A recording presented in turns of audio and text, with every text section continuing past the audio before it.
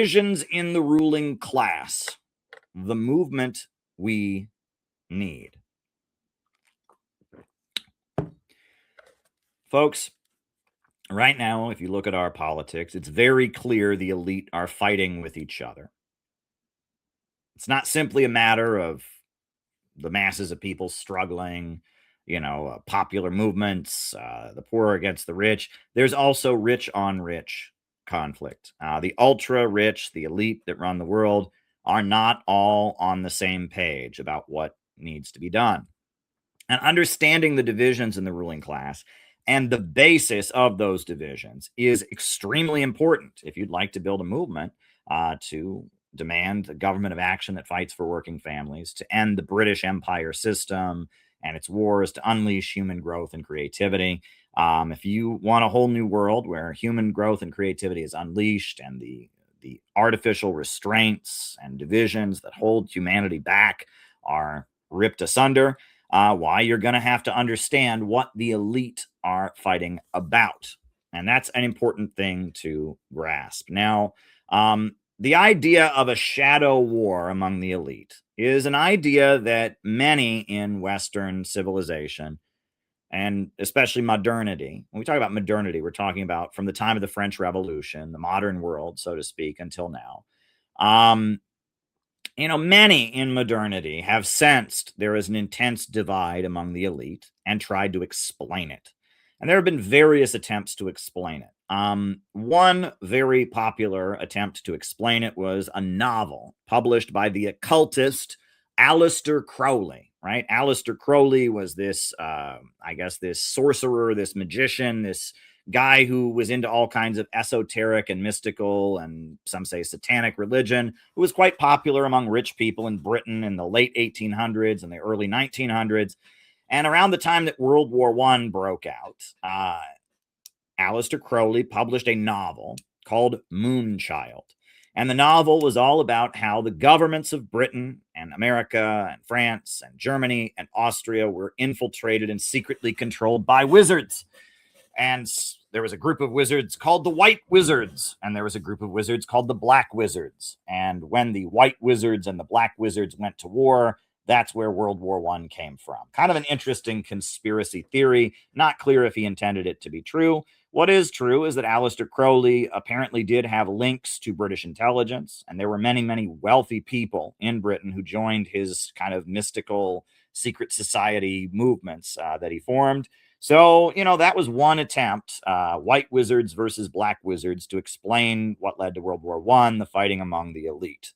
Then, if you go back a little bit further, from the time of the French Revolution all the way up until modern times, you've heard people talking about Freemasonry and the Illuminati.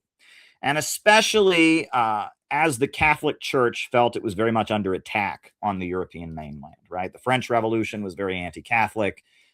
France is a historically Catholic country, but the French Revolution, abolished religion at one point and, outlawed the Catholic Church. And you had, the British and, they were Protestant. And the Catholic Church is an important institution and has been a very important institution in Europe for a long time. Now, the Catholic Church is actually much more influential outside of Europe. And for the first time in history, the majority of Catholics in the world are not white people. Catholicism is far more popular in South America, in Asia, in Africa than it is in Europe, where it started. And as the Catholic Church was losing its power, the Vatican, starting in like the late 1800s, began condemning Freemasonry. And Masonry is, it's a lodge, a club that Catholics are not allowed to join. That has, it has certain wisdom associated with it. There's a level of like religious skepticism and certain values that are kind of the Masonic worldview. The Catholic Church, as it was losing influence in the late 1800s, and especially up into the 19 teens and 20s, the Vatican began condemning Freemasonry and talking about how Masonry was being weaponized against the Catholic Church. And you also started having more conservative Catholics that were very anti-communist and very, very much anti-liberal, I guess you could say. They were opposing the wave of social liberalism, begin talking about the Illuminati, right? I guess in Bavaria in the 1700s, a group of anti-Catholic activists, atheists, a secret society had been formed called the Illuminati, and the practitioners of it had been arrested and executed. And many conservative Catholics began arguing that the influence of the Catholic Church eroding, the various revolutions and instability that was spreading through Europe in the late 1800s up into 1900, so etc., was a plot by the Bavarian Illuminati. That this secret society that had been discovered in Bavaria was still afoot, and they were secretly there. And that kind of thinking is still around. I mean, there's, for years when I was doing outreach in the Black community, people would tell me about the Illuminati that secretly ruled the world. Alex Jones loves to talk about that. And that kind of, talk about the Freemasons and the Illuminati controlling the world. The origin of those theories is Catholicism. The Vatican did talk about Freemasonry. I don't think the Vatican's ever spoken about the Illuminati, but it was conservative Catholics that were opposing, modernity and opposing liberalism, began talking about the Freemasons and the Illuminati. And it was in the 1920s and 30s those theories got popular, and they're still quite popular. I've heard people say that if you go to prison in America, one book you can definitely get your hands on is called Behold a Pale Horse. And it's a book about the Illuminati secretly controlling the world. And that if you're in the U.S. military, those kind of books get passed around as well. And this kind of stuff, talk about the Freemasons and the Illuminati, is actually quite popular in the Middle East. Interestingly, in the Middle East, you have a lot of people that talk about Masonry. Most Islamic countries outlaw the Freemasons. They believe that the Illuminati secretly runs the world. So, that interpretation, the idea there's some secret society of Freemasons and the Illuminati that runs the world, that's out there as well as another attempt to explain the divisions among the elite. Now, the first major attempt, I should say the first major attempt to explain a division among the elite of the Western world came among communists, I should say. The first communist attempt to explain it that was widely circulated and widely believed came in 1935. 1935, you had the World Congress of the Communist International, the Seventh World Congress. And that's where the communists of the world adopted the Popular Front strategy, arguing that the communists should be at the center of the fight against fascism. And Georgy Dimitrov, the Bulgarian communist who was an anti-fascist hero, had been arrested by Hitler and acquitted in a very famous and widely publicized trial. Georgy Dimitrov, at the Seventh World Congress, put forward the theory of the democratic bourgeoisie versus the fascist bourgeoisie. And he said the communists should build a people's front or a united front against fascism. That was the Seventh World Congress. So the idea that the elite are fighting among themselves and that there are secret societies among them and secret plots and different factions, this is something that is very, very widespread. And that, there's a phenomenon that I like to call kindergarten communism, of people that call themselves communists and they don't want to hear any of that. As far as they're concerned, it's just the workers and the capitalists. They have, they have absolutely no interest in any division in the ruling class. It's just, there's the capitalists that are the ruling elite, and then there's the working class that sell their labor, and it's just that simple. And that's, of course, very silly. And that contradicts what Marx wrote about, right? The Communist Manifesto itself, Marx wrote, the bourgeoisie finds itself involved in a constant battle, at first with the aristocracy, and later on with those portions of the bourgeoisie itself whose interests have become antagonistic to the progress of industry. At all times, the bourgeoisie of foreign countries. In all these battles, it sees itself compelled to appeal to the proletariat, to ask for help, and thus to drag it into the political arena. The bourgeoisie itself, therefore, supplies the proletariat with its own elements of political and general education. In other words, it furnishes the proletariat with the weapons for fighting the bourgeoisie. Now, what does that mean? Well, that when the ruling elite, the capitalists, are fighting with each other, they need working class people to fight their battles for them. So they bring working class people into politics. and working class people get political education. They get involved in political activism. And in the process, they're given the weapons with which they can fight against capitalism itself. This is as far back as 1848. Karl Marx wrote this, that the conflict within the ruling class is how revolutionary movements begin. And then he goes on to say, finally, in times when the class struggle nears the decisive hour, the progress of dissolution goes on within the ruling class. In fact, within the whole range of old society, assumes a violent, glaring character that a small section of the ruling class cuts itself adrift and joins the revolutionary class, the class that holds the future in its hands. Just as, therefore, at an earlier period, a section of the nobility went over to the bourgeoisie, so now a portion of the bourgeoisie goes over to the proletariat, and in particular, a portion of the bourgeois ideologists who have raised themselves to the level of comprehending theoretically the historical movement as a whole. So basically, he says that, there's going to be divisions among the ruling class, and in the process, the working class will it'll get the weapons through which to defeat the bourgeoisie itself. And then when the crisis becomes such an extreme point, even sections of the ruling class will come over to the proletariat, and that's how the revolution begins. That's Marx himself. That's back in 1848. He says it, and pretty much everywhere that you've had some kind of socialist revolution, it has been a class collaborationist united front. And I've pointed this out many times, but it's very important. This is the Chinese flag. What do the stars on the Chinese flag stand for? The big star stands for the Communist Party of China. And the four smaller stars, they represent the block of four great classes that the Communist Party formed to fight the imperialists. And those classes are the workers, the peasants, the urban merchants, the urban middle class, and the national capitalists, right? And so, China, they didn't have a workers versus bosses revolution. They had an all of society against imperialism revolution.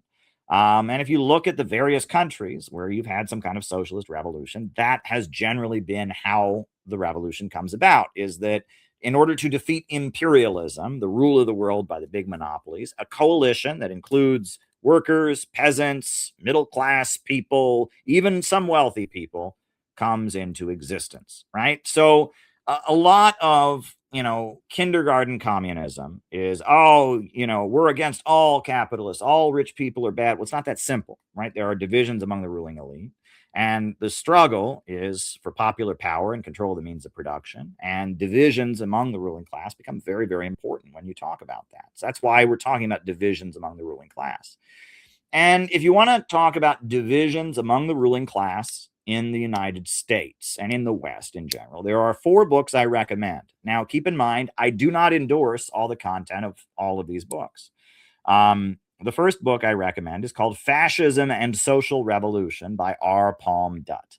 That book was written in the 1930s as fascism was emerging, and it was by a leader of the British Communist Party. And he was explaining why the Nazis were rising in Germany, why Italian fascism had come into existence, and that was an important book that was widely circulated. And it talked about the crisis of overproduction and what the ruling class needs. It talked about degrowth and the need to destroy productive forces in order to stabilize the economy. That's very good. There's another book that is not written by a Marxist. It's written by someone who was actually a really good friend and mentor of Bill Clinton.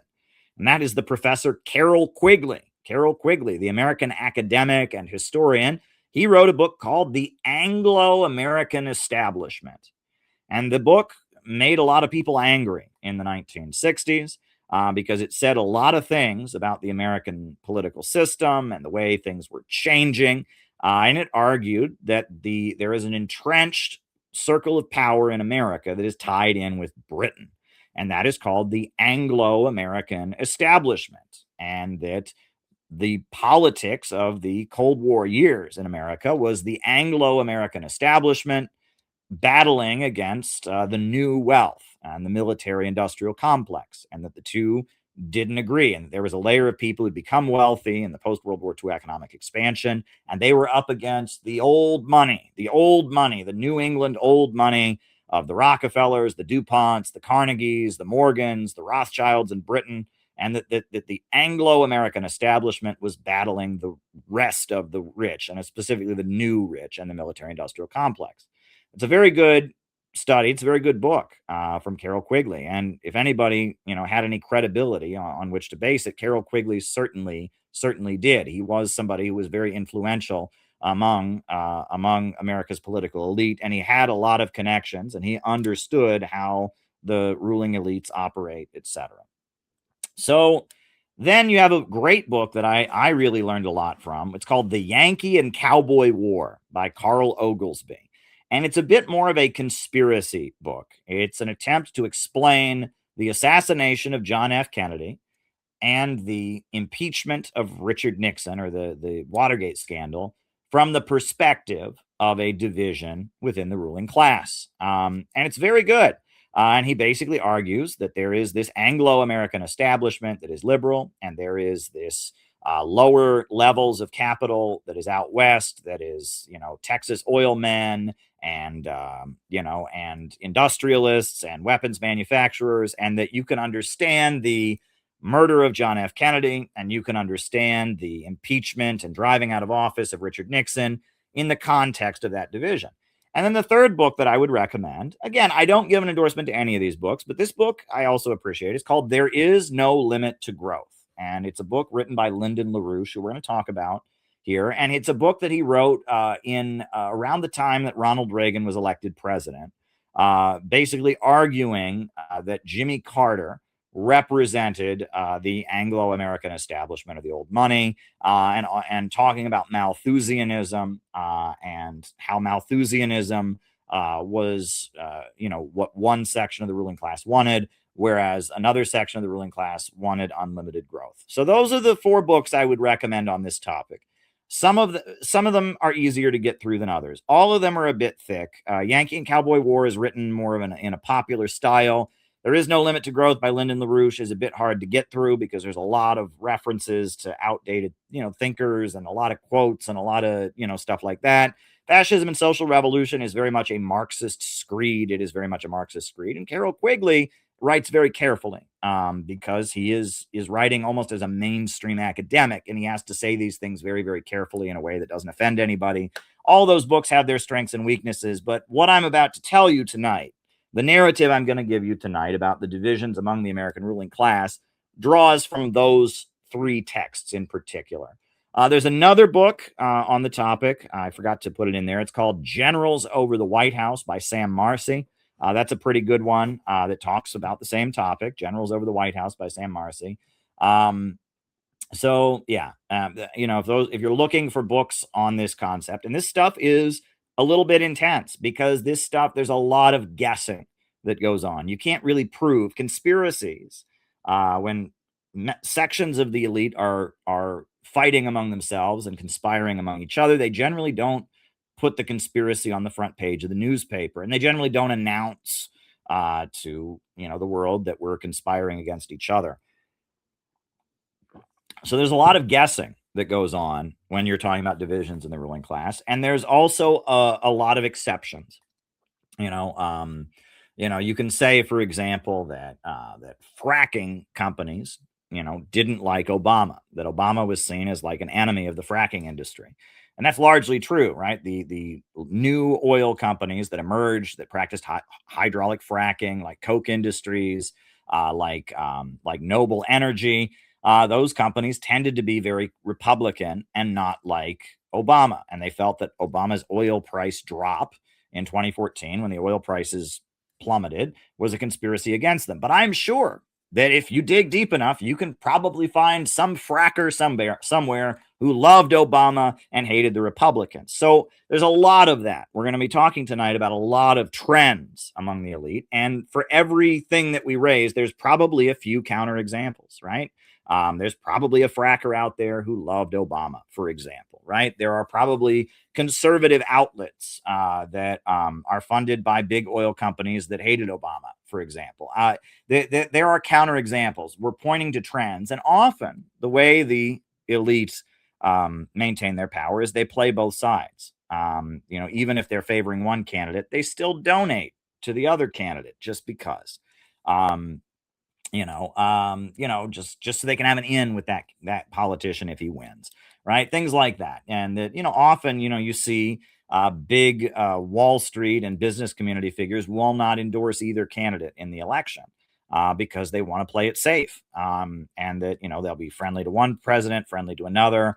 So we're going to be talking about divisions among the elite. We're going to be pointing to general trends, but we're going to be very, very careful about it. All right, next. So basically, there is a faction among the elite in the West and the elite of America that you can call the managerial elite, that they feel it is their responsibility to stabilize capitalism and manage capitalism, right? And as we've talked about on these streams many times, capitalism has this problem of poverty created by abundance. Poverty amid plenty. I tell the story of the coal miner's riddle. The little boy says to his father, "Why is it so cold?" The father says, "Because I can't afford any coal. Can't buy any coal to heat the stove." The little boy says, "Why can we not buy any coal to heat the stove?" And the father says, "Because I lost my job at the coal mine. I got laid off." He says, "Why did you get laid off? Why did you lose your job?" He says, "Because there is too much coal." Right? Overproduction, right? Poverty created by abundance and self-driving cars. Everyone's nervous about self-driving cars. Why should we be nervous about self-driving cars? A great technological advancement where cars can drive themselves and, we don't have to expend human labor power driving. That should be a great breakthrough.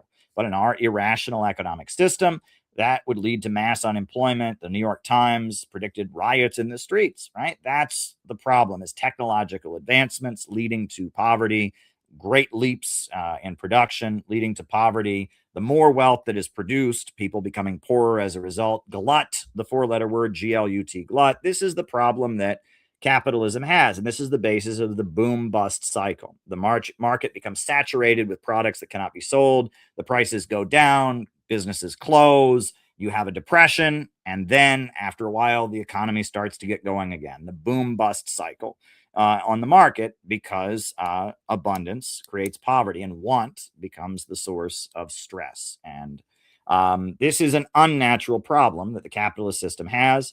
In all other previously existing systems, people were homeless because there wasn't enough housing. But in our system, people are homeless because there's too much housing. In all other previously existing systems, people were hungry because there wasn't enough food. But in our irrational capitalist system, people can become hungry because there is too much food. And the government spends billions of dollars buying cheese and burying it in a cave just to keep the price of dairy high enough that the farms don't go out of business. And, we have a military industrial complex spending huge amounts of money on weapons and bombs and tanks just to keep the economy rolling. Capitalism has this problem. How do you deal with this problem?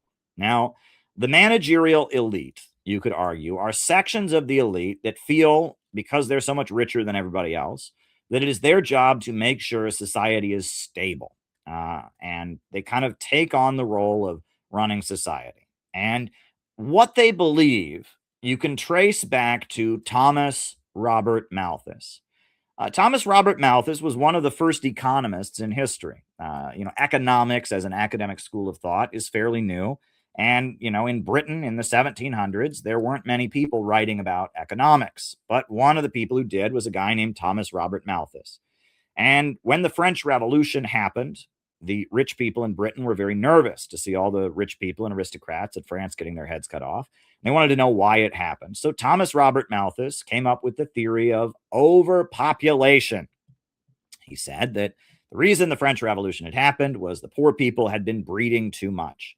And he said that in order to prevent disasters like the French Revolution, it was necessary to create mechanisms to control the population control. And in his infamous essay on the principle of population growth, he said we should court the return of the plague. We should do everything we can to keep poor people from having children. The idea was that for society to be stable, we need to keep the population low and control the population. And the idea that overpopulation is the cause of economic problems, and that economic problems in the world are caused by just too many people, that's generally called Malthusianism. Now, Thomas Robert Malthus, his essay was largely, it was described by Karl Marx as a lampoon against the French Revolution. And Malthus, he was writing this in the late 1700s, 1790s. It's very, very much, he wasn't thinking the way modern Malthusians do. But you can fast forward, right? What was Zimbabwe? The African country of Zimbabwe. What was it called before it won its independence, when it was a colony of the British? It was called Rhodesia. Rhodesia. And that's because the guy who colonized it was Cecil Rhodes. There was a great British colonizer, a great British imperialist named Cecil Rhodes. I don't know if you ever heard of the Rhodes Scholar Program. Well, that was paid for by Cecil Rhodes. And Zimbabwe was called Rhodesia because he's the guy who colonized it. And Cecil Rhodes was one of the wealthiest people in Britain. He was a colonizer of Africa who brought many people to the African continent, many white people, and exterminated and killed millions of Africans. And he was a brutal, nasty, nasty guy. And he was Mr. British imperialism. And Cecil Rhodes died in 1902, and he was one of the wealthiest people who had ever lived. And in his will, he left millions and millions of pounds for the creation of what he called a secret society for the promotion of the ideals of the British Empire. And his estate paid for something called the Round Table Group that came into existence. And it wasn't a secret society in the sense they didn't have any passcodes. There wasn't any, there wasn't any secret handshake. It wasn't a Hollywood secret society, but it was a group of wealthy people in Britain who got together and thought about how they could promote the ideals of the British Empire. One of the ideals they promoted was population control, the idea that we need to stop overpopulation. Another one of the ideals they promoted was free trade and globalism, that, we need the global market to be open, and we need to have a global system of free trade and free market capitalism spread all over the world. And the Round Table Group, you could argue, was the first think tank that came into existence, right? It was the first major think tank in world history, was this Round Table Group that was created from the estate of Cecil Rhodes. Now, the Round Table Group existed in 1884. You had a group of British intellectuals that emerged they called themselves socialists, but they were very much against Karl Marx and very much against Marxism. And they were also very, very wealthy. And they called themselves the Fabian Society. And they'd previously been known as the Fellowship of New Life. And they were atheists and humanists. They did not believe in God. And they also had a Malthusian worldview. They were like Malthusian socialists, so to speak. And they were called the Fabian Society. They're still around. And they got tied up with the Round Table Group. And Cecil Rhodes and others, the Rhodes Estate and the Round Table Group provided funding. And a lot of very famous British writers and intellectuals became associated with the Fabian Society. In the 1920s and 30s, the Fabian Society affiliated with the British Labour Party. And one of the most important thinkers of the Round Table Group and the Fabian Society was a guy named H.G. Wells. I don't know if you've ever seen the movie or read the book The Time Machine. That's H.G. Wells.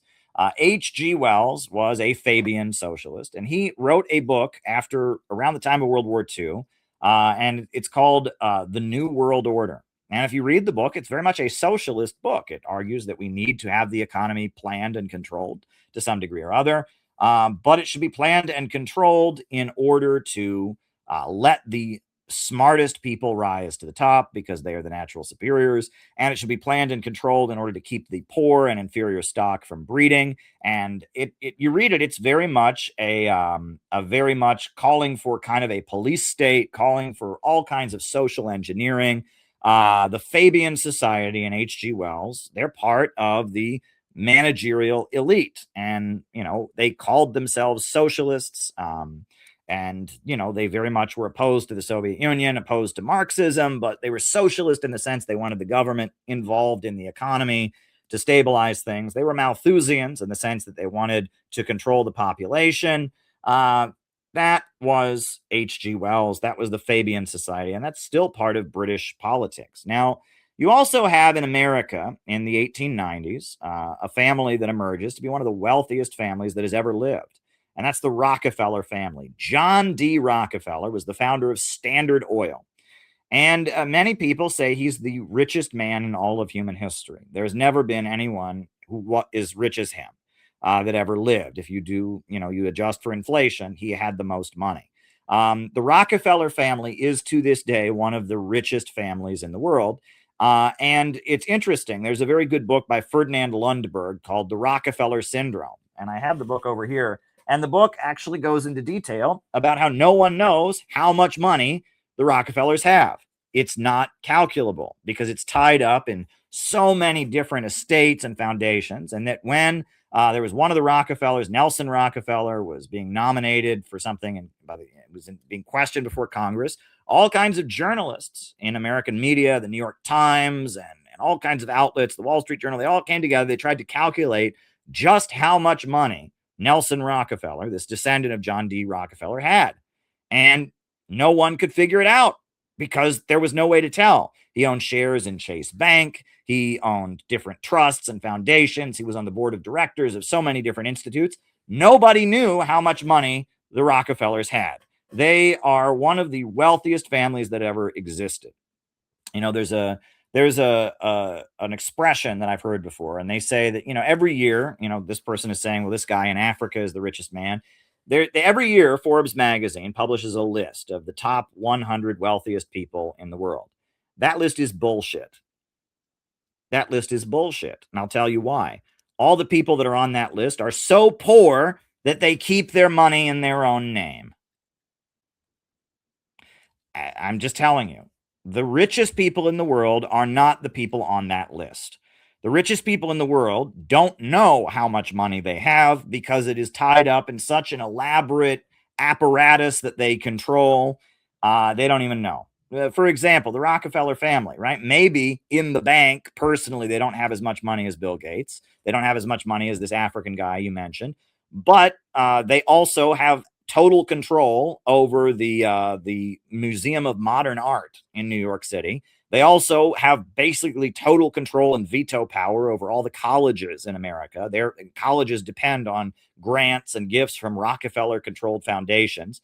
It's like the amount of power that they have is incalculable. And so, yeah, some guy, some tech billionaire who started Microsoft or some, tycoon in Mexico, Carlos Slim, or one of them might have more money in the bank personally. But the Rockefellers are always going to be exponentially more powerful than them because the amount of money they have is so elaborately tied up and that there's no way to even calculate how much money they have. And when we're talking about the managerial elite, we're talking about Cecil Rhodes, we're talking about the Rothschilds banking family in Britain, we're talking about the DuPonts, the Mellons, the Carnegies. Those folks have so much money, no one even knows how much power they have, right? And this is the managerial elite. And they don't feel a need to be public about how much money they have. And they kind of exist in the shadows as kind of kingmakers. And they fund a lot of foundations and they do a lot of things. Now, the Rockefeller family, John D. Rockefeller and his sons, they got into Malthusianism. And they moved, they were going back and forth to Britain, and they started something called the Neo-Malthusian Society. And this was around the 1920s. They started the Neo-Malthusian Society, arguing that the problem of the Russian Revolution and the problem of the communist movement around the world, which they saw as a great threat, was caused by overpopulation. And they began promoting birth control, not because they believed in women's rights, but because they wanted to stop population growth. And in the 1920s, they founded the Birth Control League, which is now called Planned Parenthood. And they hired a former communist, a woman named what was her name? Margaret Sanger, to run Planned Parenthood. And Margaret Sanger had been a communist, but then when the Bolshevik Revolution had happened, she didn't like it. It wasn't to her liking. And so she became a Malthusian, and she joined the Malthusian Society, and the Rockefellers hired her to set up the Birth Control League. And she argued that the problem of the Great Depression, when the Great Depression broke out in the 1930s, late 1920s, the Great Depression was caused by overpopulation. And Margaret Sanger, she very much was a racist. She did believe that that part of overpopulation was "quote unquote" inferior races breeding, and she openly spoke at Ku Klux Klan events. And she talked about, how they needed to bribe ministers in the black church to promote birth control.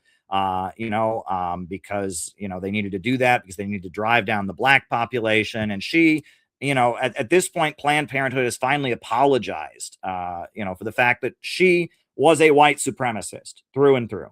And she believed that black people were inferior. She believed that non-white people were inferior. And she believed that you desperately needed to keep non-white people from having children. That was one of her fundamental beliefs. And you can look this up. I mean, it's really, really despicable. She was a eugenicist, and she was a Malthusian. And the Rockefellers sponsored her. And actually, Hillary Clinton considers her to be her hero. Now, another thing that the Rockefeller family funded was the Kinsey Report. Alfred Kinsey was a famous sex researcher from Indiana. And, the Kinsey Report, which was about human sexuality, which is part of the sexual revolution, was these studies by an academic named Alfred Kinsey. And they were paid for by the Rockefellers. The Asia Society is a think tank that is a very important think tank. Strategy of U.S. foreign policy is planned by the Asia Society. That's paid for by the Rockefellers. Riverside Church is one of the biggest churches in New York City. It was very important in the civil rights movement. It was very important in the anti-nuclear movement. Riverside Church, it's all paid for by the Rockefellers. And they got big pictures of John D. Rockefeller there, and the Rockefellers paid for the whole thing. I think they owned the land it was on and donated it. Riverside Church, which is a very important institution, and I believe Union Theological Seminary, which is a very important academic institution, comes out of Riverside Church. That's all paid for by the Rockefellers. Also, the United Nations, the land that the United Nations is on, the UN headquarters in Manhattan, was originally Rockefeller land. It was Rockefeller property, and they donated it to create the United Nations. That's how powerful the Rockefeller family are. And the Rockefeller family, they're not just trying to get rich. They have so much money, they're more invested in maintaining social stability than they are in just trying to get rich. They're far richer than any of us could ever imagine. They want to maintain social stability. And part of that is population control. And part of that is controlling the population and stabilizing society. This is the managerial elite. And the Rockefellers, they're an American family. They're very much tied in with the Round Table Group, with the Cecil Rhodes folks, with the Fabian Society. This is one entity. We're talking about New England old money tied in with the British Empire, tied in with the elite. Now, in the 1930s, the USA was experiencing the Great Depression, and the American ruling elite were very divided. Roosevelt was the president, and the American people were starving out on the streets. And there were a number of wealthy people that wanted to overthrow Roosevelt and establish a fascist dictatorship. Among them was Henry Ford, the founder of Ford Motor Company. Another was J.P. Morgan, the head of General Electric and a Wall Street banker. And the organization was the National Association of Manufacturers, the NAM.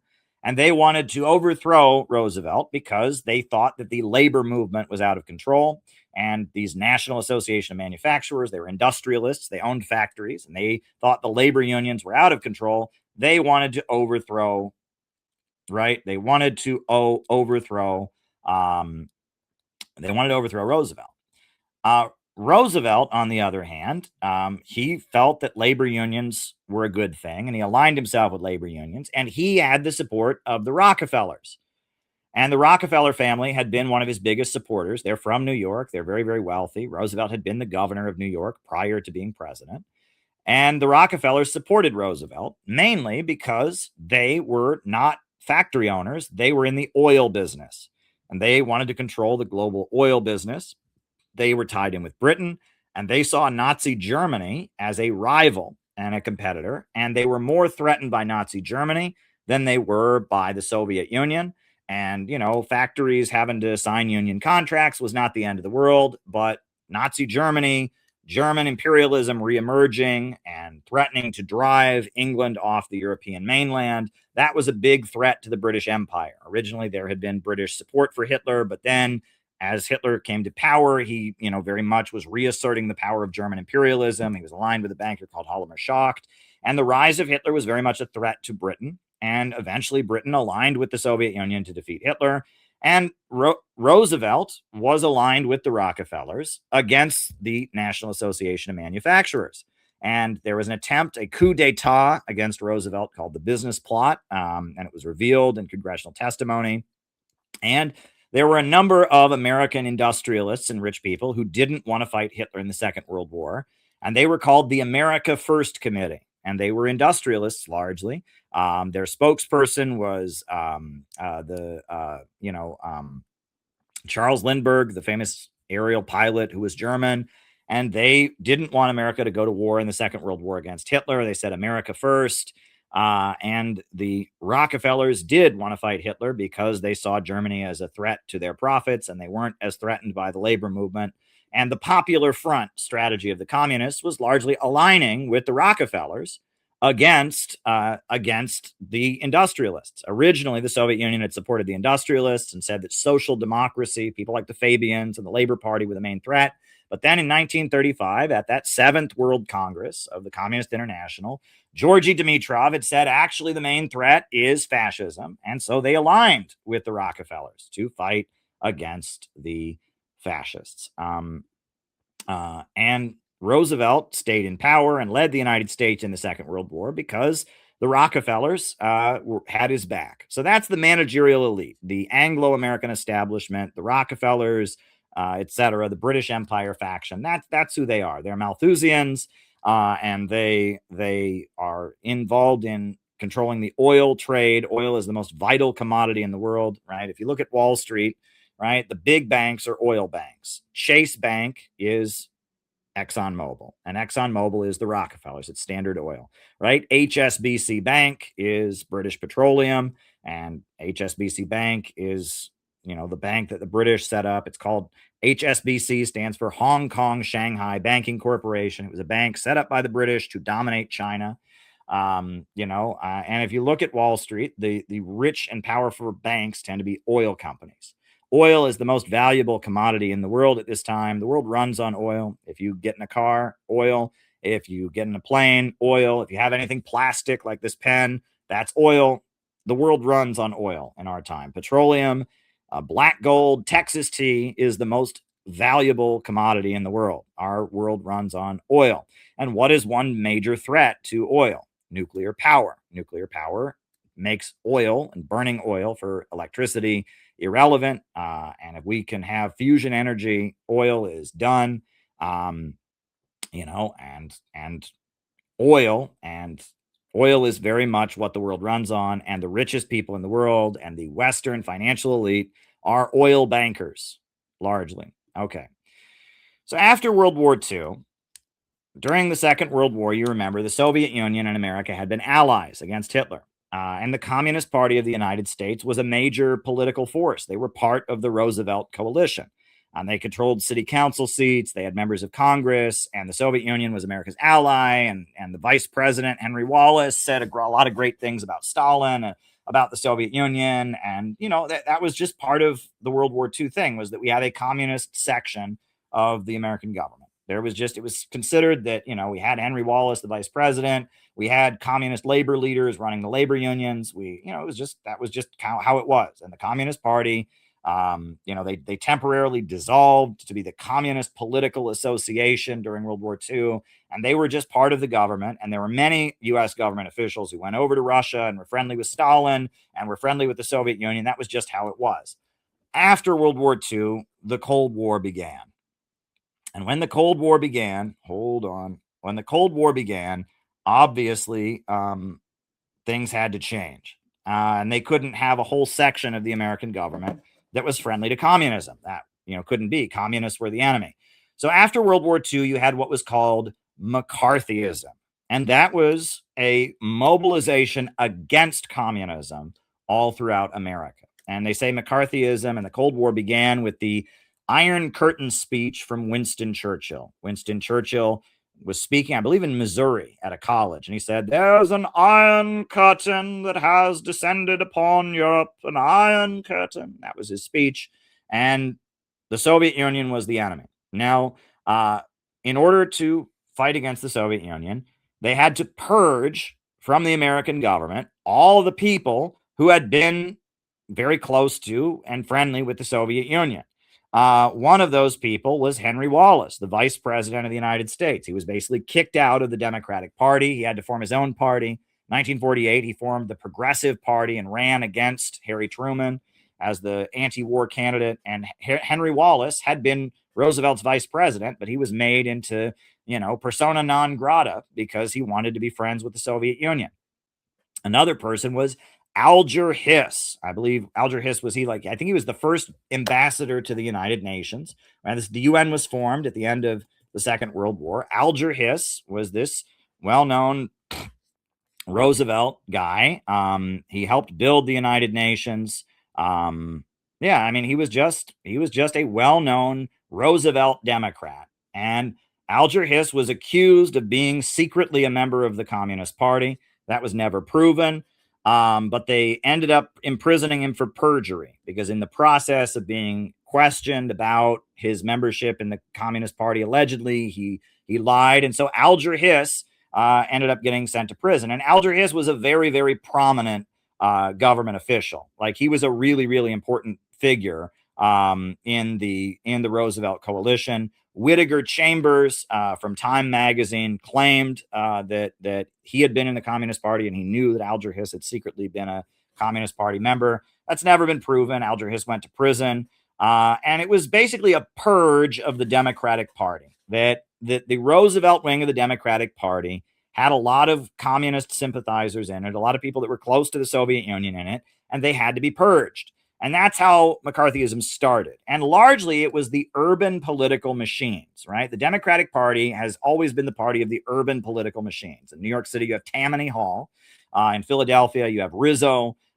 In Chicago, you have Mayor Daley and the Daley machine. And in San Francisco, you got the Pelosi machine, very corrupt politics there. And that major cities in America tend to be run by these kind of nepotistic, corrupt political machines that are run by the Democratic Party, right? Biden's family have been running Delaware and their politics for a long time. And that's how it works. And these urban political machines tended to be Roman Catholic, and many of them had been anti-Roosevelt. And for example, I don't know if you know, every year during the elections, there's something called the Al Smith dinner in New York City. And that's after a very famous Democrat in New York City, a guy named Al Smith. Well, Al Smith hated Roosevelt. And even though he was a Democrat, Al Smith, this prominent New York City Democrat who was Irish American and Catholic, he formed the American Liberty League and called Roosevelt a communist traitor. And that these Catholic Democratic Party urban political machines, including the Kennedys, mind you, the Kennedy family in Boston, right? Papa Kennedy, the father of John F. Kennedy, was on the House Un-American Activities Committee, was a huge supporter of McCarthy. And the Catholic political machines of the Democratic Party started purging the Democrats of communist sympathizers. And what's interesting is that it was also in the labor unions. They had what they called Catholic trade union federations, right? So to be a Roman Catholic in these days, you could not be a Communist Party member. The Communist Party was very anti-Catholic in these years because they saw the Catholic Church as having collaborated with Hitler. And the Catholic Church was very anti-communist in this period, right? That changed in the 1960s with Vatican II. But in the 50s, the Catholic Church was very, very much, you could not be a Catholic and be a Communist Party member. They were very much at odds with each other. And so the Catholic trade union associations were banning communists from labor unions. And it was Catholics versus Jews, largely, right? Jews were an ethnic group that was overrepresented in the Communist Party and in the Roosevelt wing of the Democratic Party, and the urban Catholic machines tended to be anti-Roosevelt, and so it was it took on an ethnic component of Catholics versus Jews. And of course, the big leader of McCarthyism was Joe McCarthy, an Irish Catholic from Wisconsin. And it started out as the Democratic Party purging all of the Roosevelt Democrats who wanted to maintain friendship with the Soviet Union. However, things started to shift. You had the Korean War, and when the Korean War happened, Harry Truman was the president, and Douglas MacArthur was the general. And during the Korean War, Douglas MacArthur told China he would drop 5 atomic bombs on them if they sent troops to support North Korea. And he did that without asking President Truman's permission. And the law is that only the president of the United States has the authority to threaten to nuke a country. So Douglas MacArthur got fired from being the general because he threatened to nuke China without the permission of the elected president. Now, you would think that everyone would understand, yeah, he threatened to drop atomic bombs on China without the American government's permission. He got fired. However, Douglas MacArthur was made a hero. And after he got fired, the Republicans in Congress brought him to Congress, and he gave a speech to a joint session of Congress condemning communism and saying we need to do everything we can to defeat communism. He was given a standing ovation. And even though Douglas MacArthur was fired for disobeying the president of the United States and threatening to nuke a country, he was made a hero. And mainstream media said that Douglas MacArthur was a hero. And they said that the Democrats had been soft on communism. And the rallying cry of the Republicans became, "Who lost China?" And the understanding was that Roosevelt had made a deal with Stalin and, quote, given Eastern Europe to the Soviet Union, which is ridiculous, right? The Soviet Union was begging for a second front throughout the entire war, and the Soviet Union liberated Eastern Europe from the Nazis. But the narrative became Roosevelt gave Eastern Europe to Stalin, and then Truman lost China as if he owned it. It was his property, I guess. And so he lost China. And that's because Democrats are soft on communism. And then they fired Douglas MacArthur for standing up and threatening to drop a bomb on them. And Republicans started accusing Democrats of being weak on communism. Now, that was a shift. Originally, it was Democrats on Democrats. It was the Roosevelt Democrats versus the mainstream and urban political machine Democrats. Then it turned into Republicans against Democrats. Who lost China? 1952, Dwight Eisenhower took office as a Republican because the talking point was that Democrats were weak, Democrats were soft, and Dwight Eisenhower was a war hero who had been a hero in the Second World War. He was a general, he was from the army, so Dwight Eisenhower took office.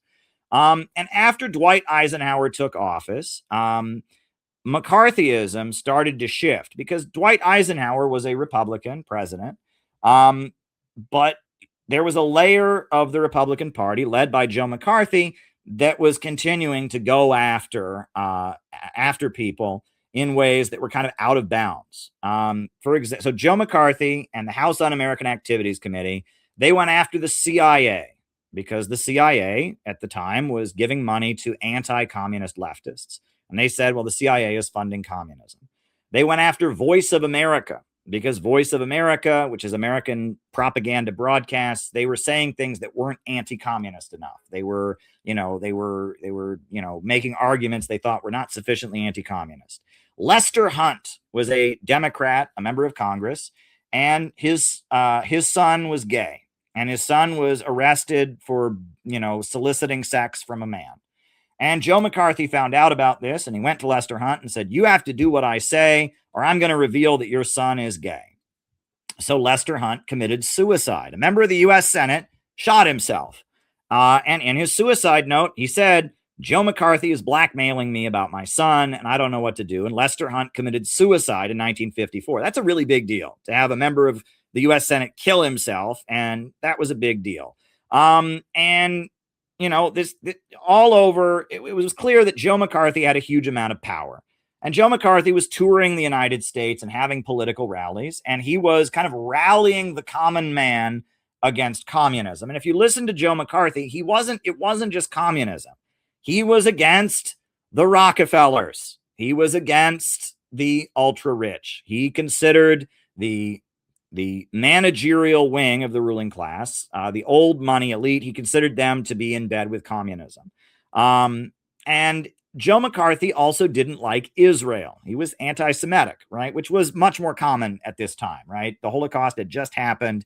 Anti-Semitism was much more common at the time. And Joe McCarthy did not like Jews. And the fact that Israel had been recognized by the Soviet Union, the fact that Israel had these kibbutzim communes that he thought was communist, even though Israel was on America's side against the Soviet Union and was spying on the Soviet Union, etc., Joe McCarthy thought Israel was communist. And Hank Greenspun, who was a wealthy property owner and newspaper tycoon in Nevada, revealed that Joe McCarthy was gay. And he published a news story that, made everyone's eyebrows go up, saying that Joe McCarthy was known to go to gay nightclubs and was known to be gay. The next day after the story came out, Joe McCarthy married his secretary, his personal secretary. He married her the next day. Very suspicious. The FBI investigated the fact that Joe McCarthy was gay, and they found out Joe McCarthy had a habit when he was in the military of taking young men to bars, getting them drunk, and then taking them into hotel rooms and raping them. And that Joe McCarthy was notoriously gay, and he was a gay sexual predator. He preyed on young men. He was pretty nasty guy. And Hank Greenspun revealed this. Well, Hank Greenspun, who revealed this, was also an Israeli spy. Hank Greenspun was eventually arrested for stealing millions of dollars worth of military hardware and giving it to the Israeli army. And John F. Kennedy, the U.S. president, pardoned him. Now imagine if you stole millions of dollars of weapons from the American government, guns and tanks and weapons, you'd go to jail until the end of time. You can't do that. But Hank Greenspun was well connected enough that he stole all this military hardware and gave it to Israel. And the president of the United States gave him a pardon. And even before his pardon, he didn't get any jail time. So Mossad and Israel didn't like Joe McCarthy. And as it was revealed that Lester Hunt had committed suicide because Joe McCarthy blackmailed his son, and as it was revealed that Joe McCarthy was gay, and as it was revealed that Joe McCarthy was lying about people and like faking photographs of people, and he was just going after people, and as he was going after the U.S. Army, and he was going after the CIA, and, Joe McCarthy's reputation started to deteriorate. And also mainstream media turned against Joe McCarthy because his anti-communism was not just anti-communism. It was anti-establishment. He was going after the establishment. He was going after the Rockefellers. He was going after the CIA. He was going after the New England elite. And so Joe McCarthy, he always had a drinking problem. And as, his career was coming to an end, he was stripped of the right to be on committees. He was, he was condemned. Congress censured him. Dwight Eisenhower condemned him. The Republican president condemned him. Joe McCarthy drank himself to death. And he died of alcohol poisoning, 1957. The next year in Wisconsin, where Joe McCarthy was from, the John Birch Society was formed. And the John Birch Society was a group of people who felt that Joe McCarthy was right. And they were McCarthyists, and they're still around. They're a conservative organization. They were Republicans, and the John Birch Society felt that Dwight Eisenhower, the Republican president, was a communist. And they had what they called their secret book, which proved that Dwight Eisenhower was a communist. They thought Dwight Eisenhower was a communist, and they were a group of anti-communist fanatics who thought Joe McCarthy was right. And that's McCarthyism, right? And by the late 50s, as McCarthyism was breaking, you had the John Birch Society that emerged that was a fanatical anti-communist organization among Republicans. So that's what you have to understand about McCarthyism. So now I'm going to talk about divisions among the elite. I do want to mention my book. This is my book on this topic, Divisions in the Ruling Class. And this is the book where I talk about all of this in great detail. But in 1960, a Hollywood movie came out called Spartacus. And funny story, When I was a kid, I saw on TV, I was in like 6th grade, I saw the movie Braveheart on TV with Mel Gibson. I thought it was an amazing movie about revolt, and it was one of my favorite movies when I was a kid. And so then I heard that there had been a slave revolt in ancient Greece led by Spartacus. And that there was a movie about it. So I went to the library and I got the VHS tape of the old Kirk Douglas movie Spartacus. And I watched it and I was like, what the hell is this? I thought it was one. I was so disappointed. I wanted to see Braveheart. I wanted to see a whole bunch of battle scenes and martyrdom and freedom and all this. And instead, I watched the movie Spartacus. I did not know the politics of the movie Spartacus. I was very bored by it. It wasn't until I was in college I found out that the movie Spartacus was written by a communist and the screenplay was also written by a communist. And it's basically, and I watched it in college, and I learned that it was a communist analogy for World War II. But when the movie Spartacus came out in 1960, it was a really big deal. Communists had been banned from Hollywood. You could not be a communist. But a communist screenwriter named Dalton Trumbo, who'd been banned from Hollywood, wrote the script, and a communist novelist named what was the novelist's name? Right, it was the guy who wrote Freedom Road. He wrote the novel of Spartacus. I can't remember his name. It was a communist novelist. Had Howard Fast. Howard Fast had written the novel it was based on. And it was like a movie written by communists. And it was a movie that was very much a Marxist analogy.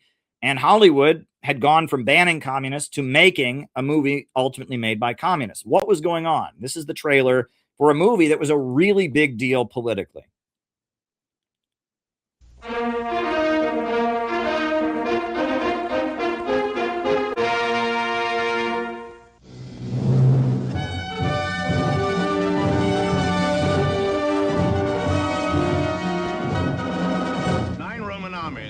Have been destroyed by Spartacus, and our defeat will mean the fall of Rome. Spartacus, a motion picture unequaled in the entire history of filmmaking, unlikely ever to be surpassed in the magnitude of production, in the fervor and passion of its conflict, in the tenderness and beauty of its love story. Nothing was spared to make Spartacus the superb achievement it is, neither time, nor money, nor talent. For in Spartacus, you will see the finest cast ever assembled, relive history's most exciting and inspiring drama.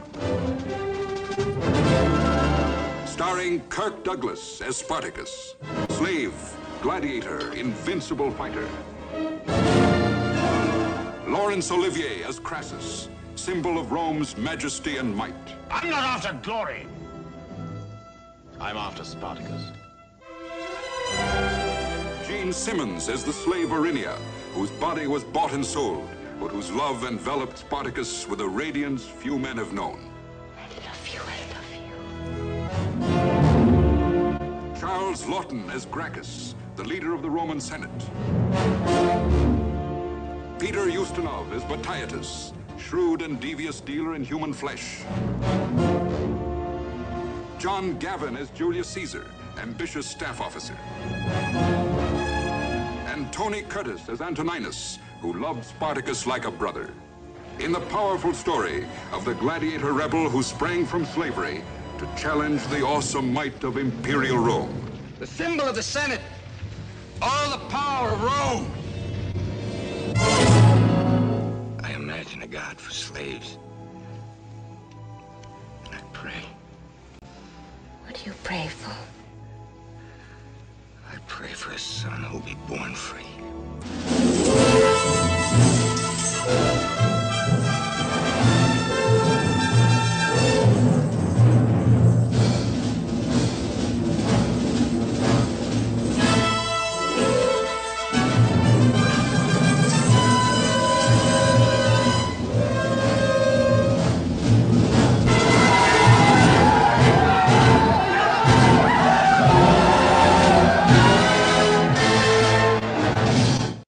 Yeah, it was a really big deal. And the movie came out, and John F. Kennedy was running for president in the 1960 election, and he went and saw the movie, which was also a really big deal, right? He was the Democrat candidate for office. What was going on?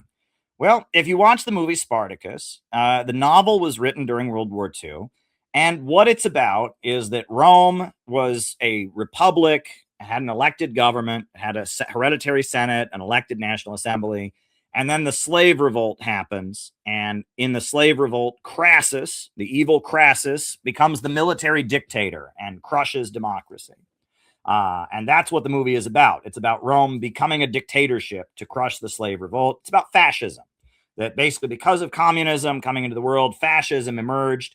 And then, as the slave revolt is being crushed, Rome becomes a dictatorship, and it's the democratic Romans, the Roman senators, who help Spartacus's son become free. And the final scene of the movie is Spartacus is crucified, and his wife holds up his infant baby son. This is your son, Spartacus. He will be free, right? And that's the epic part of the movie. Right. It's a very tragic movie about, a slave revolt being defeated. But it's about capitalism deteriorating into fascism. It's about a slave revolt. It's about military dictatorship. The villain, Marcus Linnæus Crassus, is portrayed as a homosexual. Right. And that's kind of an allusion to Joe McCarthy. And he becomes the military dictator to crush the slave revolt. And he goes after Roman senators. One of the Roman senators kills himself, right, and falls on his sword to avoid, and that's supposed to be an analogy for Lester Hunt. And the big scene that everyone remembers is I am Spartacus, right? At the end, they round up all the slaves and they say, we'll let you guys go if you'll tell us who Spartacus is. And so then they all stand up and say, I'm Spartacus. I'm Spartacus. No, I am Spartacus. And that was supposed to be an analogy for naming names before the House Un-American Activities Committee and refusing to narc on your comrades, right? And refusing to name names before the House Un-American Activities Committee. The whole film was about McCarthyism. It was about fascism, and it was a gesture to the Soviet Union.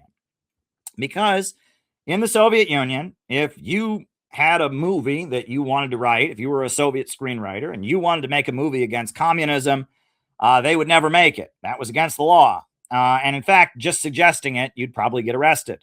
But here in America, we're a free society, and we made a communist movie. And that was sending a message to all the Soviet filmmakers and all the Soviet writers and all the Soviet thinkers and others. Look, America is a free country, and you're not. Now, what they weren't explaining is what George Lucas later explained, which is that actually movies in America are much more controlled than movies in the Soviet Union were. In the Soviet Union, you couldn't make films that were against the Communist Party. Other than that, the director had total creative control. In America, films are a mechanism for making money. And so if you're making a movie, you have to raise millions of dollars, and all kinds of people are putting up the money to pay for it. And they have total control, and the marketing companies control the movie. And that often the script that the screenwriter writes ends up having nothing to do with what the movie actually is. And so in the Soviet Union, there were ideological and political restrictions on films. In America, major Hollywood movies are controlled by the people that are paying for them, the Hollywood studios. So that's what they were missing, but that's not exactly clear, right? And it's not the government, it's the people paying for it, right? Hollywood films are very much controlled by people with money and people with influence, and Hollywood directors in America don't have total artistic freedom, but it's not the government that's telling them what they can and cannot do, so it's less obvious. But on top of that, the message of the film was that in addition to Joe McCarthy, Marcus Crassus, there are good capitalists in America. There are liberals like John F. Kennedy who want to work with you. And the film served a propaganda purpose. Not only did it show that America was much freer than the Soviet Union, I guess in theory, but on top of that, it also showed that it was saying, look, yeah, there's Joe McCarthy, yeah, there's the Republicans, but there's also nice liberals like John F. Kennedy that you can work with who are not your enemy, right? And John F. Kennedy came into office largely as a repudiation of McCarthyism. Dwight Eisenhower had been the president, and Dwight Eisenhower, as he was leaving office, he warned about the dangers of the military-industrial complex in his closing speech, because that was understood to have been what was behind McCarthyism. It was the military-industrial complex, and the military-industrial complex, that was corporations that made money from war, that they were kind of, exercising a lot of power. And that was a threat to a lot of the, the rich people, including the New England establishment, the Anglo-American elite, the Rockefellers and all of that. Now, John F. Kennedy became president, and John F. Kennedy, he did the Bay of Pigs invasion, but he did a lot of stuff that was very liberal. For example, he set up the Peace Corps, and the Peace Corps still exists. And the Peace Corps is a section of the American government that goes around, rescuing cats from trees and giving candy to little children, and giving hugs to beautiful little puppies. I mean, I'm joking, of course, but the Peace Corps is a section of the American government that does nice things, that does good things. However, at the same time they do it, they're also gathering information for the CIA. But the Peace Corps, the idea was that instead of fighting communism by having giant wars, we'll be really nice to people, and they won't want to join the communists because they'll see that America is sugar and spice and everything nice. That was one thing that John F. Kennedy did. Another, and towards the end of his life, as we're approaching his assassination in 1963, John F. Kennedy started doing really bold things. One thing he did was he called for the mission to the moon to be a joint mission. He wanted America and the Soviet Union to combine their space programs to go to the moon. That was huge. And he gave a speech honoring the Soviet Union for their fight against Hitler. And his speech was critical of the Soviet Union, but it wasn't repeating the idea that they're our enemy, and that he was really pushing détente, the idea that we can't have a nuclear arms race with the Soviet Union, that we need to just kind of befriend the Soviet Union. And at the time, Khrushchev was the leader of the Soviet Union. And Khrushchev had denounced Stalin, his predecessor, and Khrushchev was pushing the idea of peaceful coexistence. And basically, Khrushchev had made a deal with the United States that we'll try to hold back anti-colonial revolutions, and in exchange, the United States will de-escalate the nuclear arms race. And that was the idea, is that the USA will stop forcing the Soviet Union to spend a huge amount of money on building new nuclear weapons.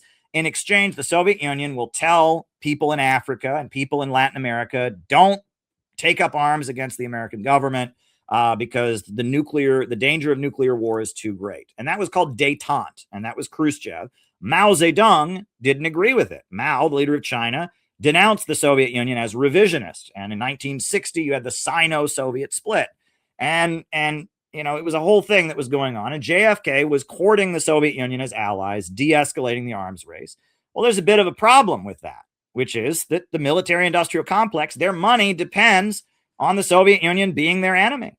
And that, John F. Kennedy is very much in bed with the Eastern establishment, with the liberals and the CIA. They have a soft power strategy of détente with the Soviet Union, and courting Soviet intellectuals, and they're having conferences where they bring Soviet writers to America, and American writers go to the Soviet Union, and they're funding what they call reform communist magazines in the Soviet Union that are critical of the Communist Party, and there's a whole lot of soft power going on.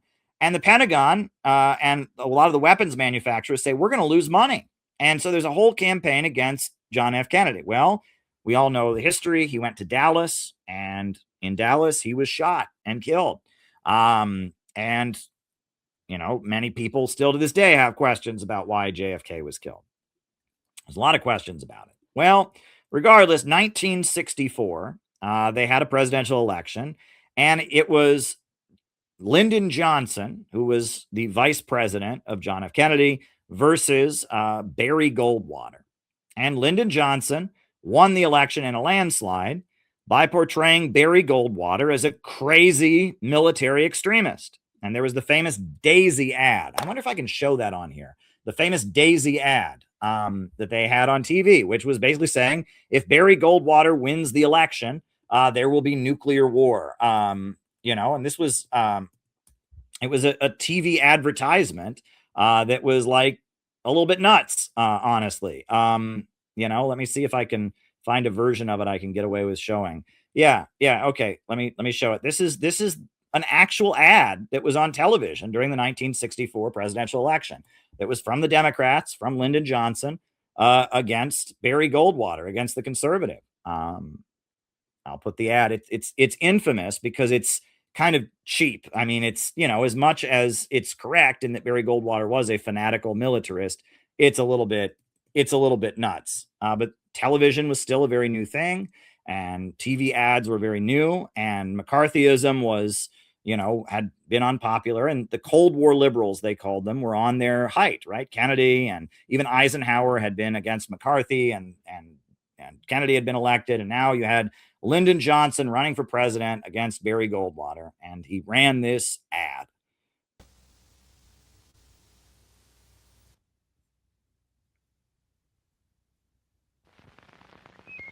One, two, three, 4, 5, 7, 6, 8, 9, 10, 9, 8, 7, 6, 5, 4, 3, 2, 1. Zero. These are the stakes. To make a world in which all of God's children can live, or to go into the dark. We must either love each other, or we must die. Vote for President Johnson on November 3rd. That's a little nuts, isn't it? Vote for me, or else the little girl will be blown up by an atomic bomb.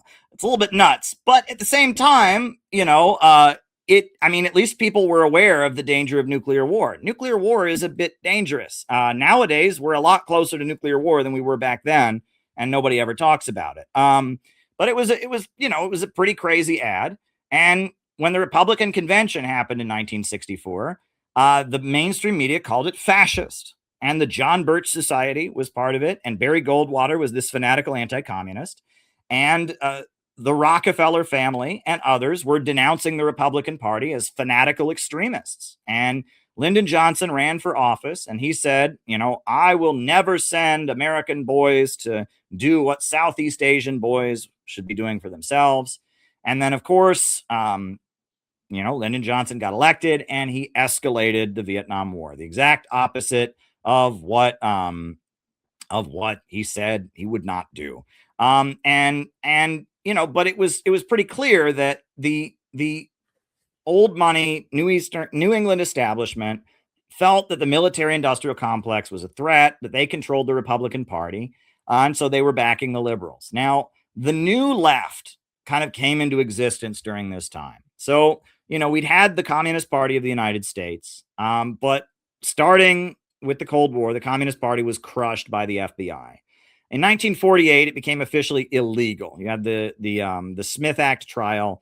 It became illegal to be a member of the Communist Party, and the Communist Party's national board were all sent to federal prison, and various states also had anti-communism laws that they could enforce. So you had the federal trial in Foley Square, and then you had various U.S. states that imprisoned people. Hundreds of Communist Party members went to prison, the Communist Party was outlawed. Then it was kind of forced underground, and it was hounded by the FBI. I go into all of that in my history. Morris Childs was a member of the National Committee, and he was an FBI informant, and he eventually was given the Presidential Medal of Freedom by Ronald Reagan for his, informing and controlling the Communist Party. And then 1956, Khrushchev, the leader of the Soviet Union, gave his secret speech. That secret speech, said that Stalin was a monster and kind of denounced the history of the Communist Party. And at that point, most of the Communist Party membership that was still left resigned. About 2/3 of the members quit. And the Communist Party became pretty much an irrelevant political force in America after 1956-57. However, they were still legal. They were legal starting in 1957. The Supreme Court with Yates versus the United States said you can legally be a communist as long as you don't advocate violence.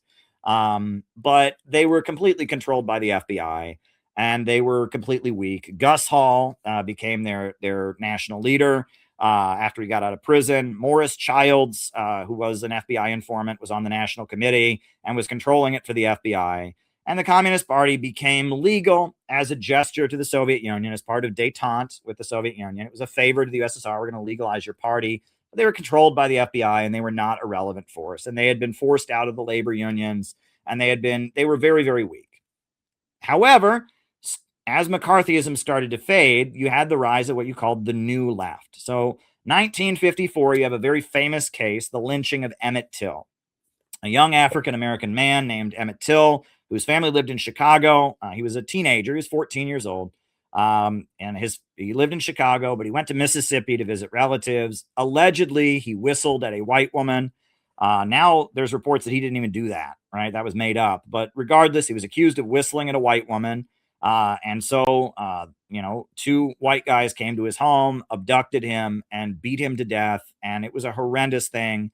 And they were found not guilty in an hour, even though it was very obvious that they had done it. And his body, his mutilated body, was put on display in Chicago on photographs. And it was a horrendous case of lynching. And the mayor of Chicago, Mayor Daley, condemned it and attended the funeral, and was with the grieving mother. And the Democratic Party's northern wing, the Kennedy family and others, started saying Jim Crow has got to go. Jim Crow segregation has got to go. What was that about? Well, it was about the fact the Soviet Union took the picture of Emmett Till and sent it all over the world. And it was about the fact that the Communist Party had a lot of influence among African Americans. The Civil Rights Congress had been a big organization, and that black people in America were being treated very, very badly at the time. They couldn't vote in the South, and they weren't allowed to drink out of drinking fountains, and they were murdered by police. And the Soviet Union had published a "We Charge Genocide" at the United Nations, accusing the United States of genocide. And all over the African continent, countries were aligning with the Soviet Union. Ghana had a communist revolution. Kwame Nkrumah became the leader of Ghana. And you had many revolutionary movements in South Africa. You had the African National Congress, and all over the African continent, black people, inspired by the Soviet Union, given weapons by the Soviet Union, were fighting against America. And America was trying to convince black people in Africa not to support the Soviet Union. And it was really hard to do when, America had no credibility because of the lynchings and all of that. So the Kennedy family and others, starting in 1954, started the modern civil rights movement. Black people have always been fighting for their rights. Let's be very clear about this. From the moment black people were brought here in chains, they were fighting for their rights. Nat Turner and the slave revolts, the slave revolt on Amistad, Frederick Douglass, Harriet Tubman, up into the Back to Africa movement of Marcus Garvey, the Nation of Islam. Black people have always been fighting for their rights.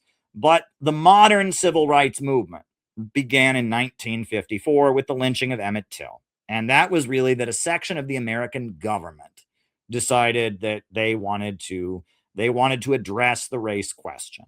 And they basically wanted to get rid of Jim Crow segregation. And so mainstream media started doing TV stories about the evils of Jim Crow. There was a TV host who was quite popular, who was on mainstream television, called Lester Crane. And he did, stories against, Jim Crow segregation, supporting the civil rights movement. And there were these foundations that were funded by the ultra rich, the Ford Foundation, the Rockefeller think tanks, that were basically trying to, train largely young white people to go to the South and engage in civil disobedience against Jim Crow segregation. And they had what they called freedom summers, where it was basically young people could get paid to go to the South and get arrested and protest all summer against Jim Crow segregation. And this 1961, 1962, 1964, you had the civil rights movement, which was very well funded. And Martin Luther King Jr. became the face of the modern civil rights movement, and it was being paid for. The Montgomery bus boycott was kind of the first big move, and it was paid for by the United Auto Workers. UAW was a labor union that had banned all the communists from membership, and the UAW funded the civil rights movement. The UAW was also very much tied in with the CIA. After the United Auto Workers banned all communists from membership, then the UAW and the CIA launched a joint nonprofit that still exists today. You can look at their website. It's called the Solidarity Center, and it's basically the CIA's trade union wing. It's a way that the CIA can influence the global labor movement. Solidarity Center, promoting workers' rights worldwide. It's a CIA-funded activist group. And it's funded by the UAW, but they're given money by the CIA, and they go all over the world, and they accuse communist governments of violating workers' rights, and they fund anti-communist labor activists. And the UAW was a CIA-linked outfit, but the CIA are liberals, and they felt that Jim Crow was hurting the American government and was hurting the United States around the world. So the ultra-rich were funding the civil rights movement. They were funding kind of liberal activism. They started a campus activist group called Students for a Democratic Society. It was paid for by the UAW, and it was for young college kids who were interested in the civil rights movement. And, it was called Students for a Democratic Society, SDS. So the new left emerges after the Communist Party is crushed. You have the emergence of the new left. And there's also the Congress for Cultural Freedom program. The CIA was funding liberal magazines like Partisan Review, and Counter magazine in Britain. All these Marxist intellectuals are being paid by the CIA. Basically, after communism is crushed, you have the new left that is kind of created by the American government to replace it. And it's largely an entity being used to fight the military-industrial complex by the ultra-rich. Now, the new left is doing the civil rights movement. The Vietnam War gets going. The new left doesn't want to fight the Vietnam War. They're not in favor of militarism. All of this leads to the political crisis of 1968 to 1972, when it just gets so out of control that U.S. society looks like it's on the brink of a revolution. It wasn't, right? Most of America was not involved, but the black community was certainly in a revolutionary mode, and young college students were very much in a revolutionary mode, and there were riots in the streets. 1968. The Vietnamese resistance to America surged forward with the Tet Offensive. Tet is a Buddhist holiday. And during this Buddhist holiday, the Vietnamese took the Americans by surprise, and they surged forward. They penetrated the American embassy. It was a huge surge for the Vietnamese resistance. The U.S. government didn't see it coming at all, right? The Tet Offensive. Then in April of 1968, Dr. Martin Luther King Jr. was murdered. And after Martin Luther King Jr. was murdered, every major city in the United States went up in flames. The black community went out and rioted in response to the death of Martin Luther King Jr. Then that summer, the Democrats had their national convention. Most Democrats were against the Vietnam War. Especially young Democrats, young people were against the Vietnam War. But the Democratic Party, corrupt machine, nominated a pro-war candidate. Does that sound at all familiar, right? That most Democrats want something, but the Democrat Party somehow, through backroom deals, manages to nominate somebody that they didn't like. Hubert Humphrey became the candidate, even though the majority of Democrats wanted to end the Vietnam War. Eugene McCarthy, who was the anti-war candidate, was out. Robert Kennedy, RFK, Kennedy's brother, was assassinated. And so the Democratic National Convention nominated a pro-war candidate. And outside the convention, there were thousands and thousands of college students rioting and fighting with the police and et cetera. So the 1968 presidential election happened, and Richard Nixon won because he said he spoke for the silent majority of Americans who didn't like the civil rights movement and were tired of the civil rights movement and were tired of the student protests. What's interesting is I used to work for Ramsey Clark, who was the U.S. Attorney General. I was a spokesperson for the International Action Center. That's how I got involved in all of this. And Ramsey Clark was the Attorney General under Lyndon Johnson, and he supported the civil rights movement. And he was constantly trying to stop J. Edgar Hoover, the head of the FBI, from going after the civil rights movement. And, there's recordings of him talking about how J. Edgar Hoover audio records people without warrants and all of this. Richard Nixon said, the first thing I do when I get elected will be to fire Ramsey Clark. And that's what he did.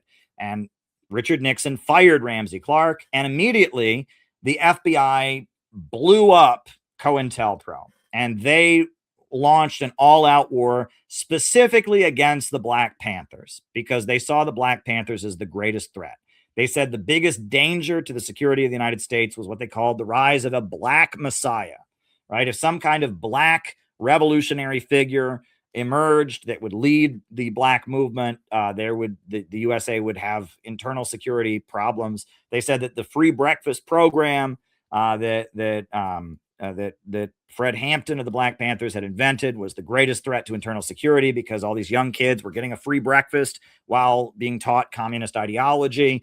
They said that was the greatest threat. So December of 1969, Fred Hampton, the leader of the Chicago Black Panthers, was murdered. I mean, it was cold-blooded murder. I mean, he was sleeping in his bed, and they stormed into his bed and blew him away.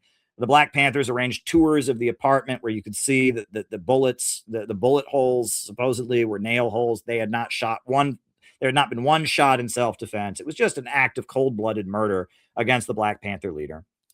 Then the following spring, Richard Nixon got on television and announced that the Vietnam War had expanded. It had gone from just being in South Vietnam to being in Cambodia. The USA was bombing Cambodia, at which point there were student protests. You had the Kent State Massacre of May 4th, 1970. And the country was in an overall state of unrest. And basically the new left, which had been started by the New England establishment trying to control McCarthyism, the new left had gotten out of control.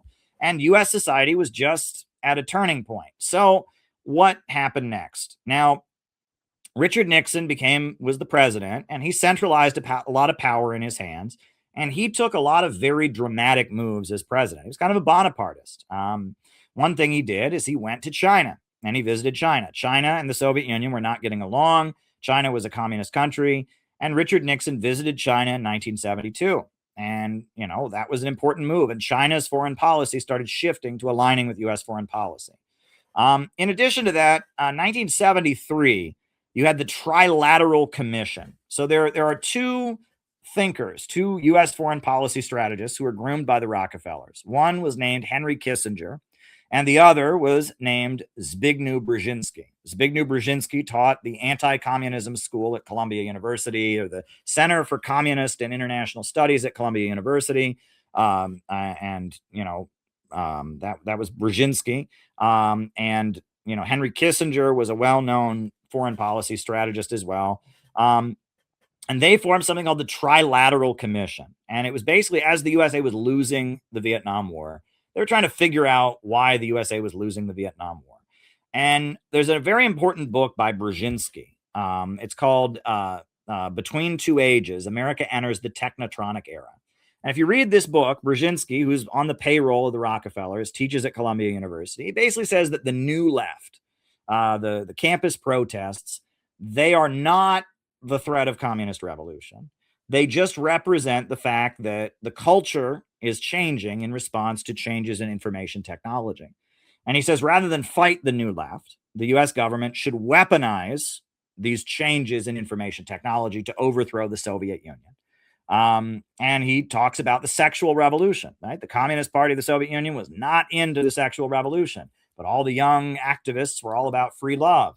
And he talks about how, a lot of the rock and roll and all this stuff that's popular with the hippies and all that can be weaponized to overthrow actual communist governments. And that's what the book is about. And he says that the USA should place itself at the center of the information revolution in order to, quote, Americanize the world and spread American values around the world. That's the strategy of the New England establishment. The Rockefellers that created the Birth Control League, that funded the sexual revolution, and their strategy is basically we're going to use the new left as a vehicle to bring down communism. And the Trilateral Commission is where they're completely changing U.S. foreign policy. What went wrong in Vietnam? Why did we lose, etc. Now, Richard Nixon, he was centralizing a lot of power, and the country had stabilized by 1974. He was reelected in 72, and by 1974, the U.S. was kind of back to normal. There wasn't a huge revolt.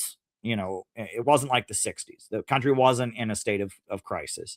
And so Richard Nixon was ousted, and he was largely ousted by the New England establishment because there were certain things Richard Nixon did. For example, Richard Nixon did not believe in overpopulation.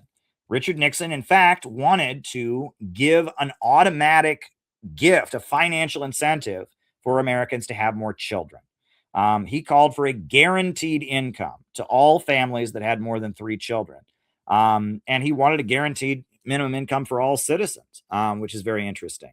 Richard Nixon also, he was in favor of a lot of workplace protections, and that Richard Nixon, he was not in favor of depopulation. He also didn't trust Israel. And there are recordings of Richard Nixon talking to his spiritual advisor, Billy Graham, about how he felt that Israel had too much power and Israel was influencing U.S. policy. Listen to the recordings. And that Richard Nixon, he was an authoritarian, he was a Bonapartist, and he centralized power in his hands, and he used the FBI to crush the Black Liberation Movement, and he escalated the Vietnam War. And then when it was clear that they wouldn't win, he pulled out of Vietnam, and he established and he went to China, started the process. He didn't establish diplomatic relations, but he started the process of being friendly to China. And so he was forced out of office. And it was the New York Times and the Washington Post, two very liberal papers, that went after him. And he did stuff that is pretty standard in American politics. He wiretapped his opponents. I mean, the FBI was wiretapping everybody during these years, and that's ridiculous. He was, he wasn't engaging in activities that were very much different from the norm of corrupt politics in America. However, he was at the same time, he had too much power, and he was not going along with what the establishment wanted. He was forced out. And the ouster of Richard Nixon is really the beginning of neoliberal economics and the neoconservative movement in the Republican Party. When he was ousted, for example, Alan Greenspan, who went on to run the Federal Reserve, was appointed by Gerald Ford. Right after Nixon was ousted, Gerald Ford was brought into the White House, and with Ayn Rand sworn in. Donald Rumsfeld and Dick Cheney, they came into office in the Gerald Ford administration. And that even though Nixon was willing to, impose shock therapy, neoliberal economics on Chile with the coup in 1973, he was not willing to bring free trade and neoliberal economics into the United States. And he was just too much of a strongman. And he didn't believe in degrowth. He did believe in industrialization. He wanted to increase the population. He was not a Malthusian. So they ousted him. So then, 1976, you had a presidential election where Jimmy Carter took office. And Jimmy Carter was really the first new left president, right? Lyndon Johnson had been a Roosevelt kind of liberal, right? He was the Great Society, the war on poverty. He was a big supporter of the space program, right? Kennedy had been, very much an old New England liberal or whatever, but the new left, had taken control of the Democratic Party. Jimmy Carter became president, and he published the Global 2000 report, which was an official White House document talking about overpopulation, saying we need to drive down the population. Also, there was an energy crisis at the time, and the energy crisis continued escalating. The Arab countries were angry about U.S. support for Israel, and there was an energy crisis. And Jimmy Carter just told everyone they needed to use less energy. He said that you should wear a sweater instead of turning up the heat. And he was really into identity politics. In 1977, the U.S. government sponsored a feminist conference, the National Women's Conference, and it was sponsored by the American government. And it was a conference all about women's rights and, patriarchy, and, it was very woke. Even though he was the first fundamentalist Christian president, right? He was a fundamentalist Baptist president. He met with a gay rights delegation. He said he was opposed to homosexuality, but he brought a group of gay people to the White House and let them talk to him and took photos with them. And that Jimmy Carter was the first new left president. And during his administration, they were talking about passing the Equal Rights Amendment, which would have been an amendment that would have guaranteed, equal rights for women.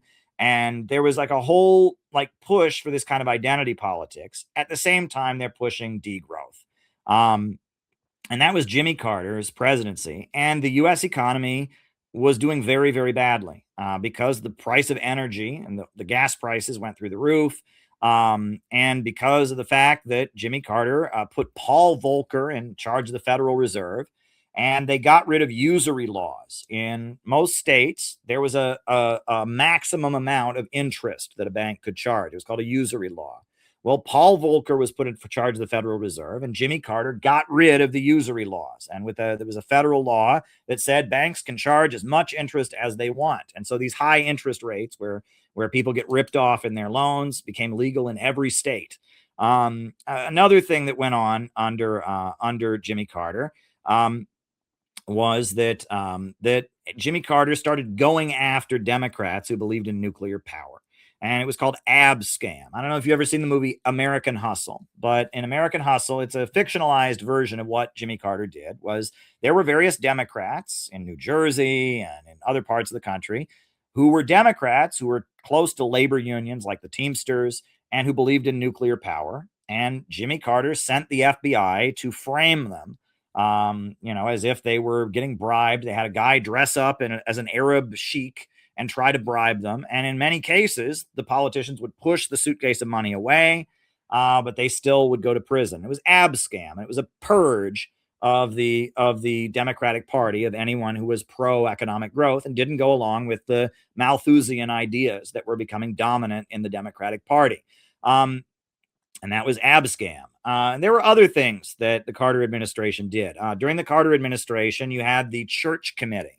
That it was like Truth and Reconciliation, where they revealed the crimes of the FBI and CIA. They revealed COINTELPRO, and they testified about COINTELPRO. They revealed Project MKUltra and how the CIA had been distributing drugs throughout the country. And they revealed the mind control experiments the CIA had done. And it was kind of a moment where it's like, we're going to admit that the American government has done these things as a way of like showing people that we're different or something like that. It was the Congressional Church Committee. All of this was going on. The economy was worse. The American public was being made aware that the FBI had murdered Fred Hampton and the FBI had been going after civil rights leaders, and the economy was getting worse. Then 1979, the Islamic Revolution of Iran happened. And Iran, had an anti-colonial, anti-imperialist revolution. And when that happened, that was very much seen as Jimmy Carter being weak, and the military-industrial complex started organizing rallies against Iran. And they'd have big rallies where they would burn the Iranian flag. They had T-shirts that young punk rock and biker people would wear. It said Iran sucks, and it was like Iran is anti-American. And Iran, they took the embassy. There was the hostage crisis. They seized the U.S. embassy. And Jimmy Carter tried to rescue the American hostages in the embassy, and he failed. And it was like Jimmy Carter was like, America's economy was doing very, very badly, and America was falling apart. And so Ronald Reagan said, "Let's make America great again." And Ronald Reagan called for increasing the military budget. And there were a whole bunch of generals who took out an ad in the New York Times saying, "Vote for Ronald Reagan." And that really the Pentagon fired Jimmy Carter. And that's what, if you read Sam Marcy's pamphlet, Generals Over the White House, that's what it's about. The Pentagon and the military-industrial complex couldn't stand Jimmy Carter. And the degrowth policies he was pushing on behalf of the ultra-rich and the liberal CIA, they were making the country poorer. And so there was kind of an upsurge among the population against degrowth, but it was also pro-military industrial complex. It was complicated. Now, Ronald Reagan was kind of a John Birch Society right-wing populist, but as a compromise, he was forced to put Bush Sr. on the ticket as his running mate. So Ronald Reagan was president, Bush Sr. Was his vice president. And Bush Sr. was an old money, like Connecticut liberal or Connecticut Rockefeller. He was a Rockefeller Republican. And 1980 election, Ronald Reagan won in a landslide. It was the Reagan Revolution, they called it. Well, that's when you could say the late Cold War normal began. Now, right after Ronald Reagan took office, he was shot.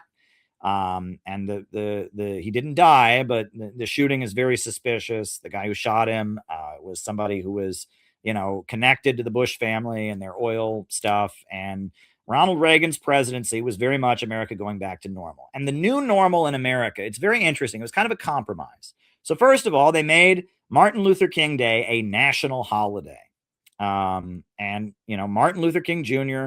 Day became a national holiday. And basically the policy of the American government was racism is bad and we are a colorblind society.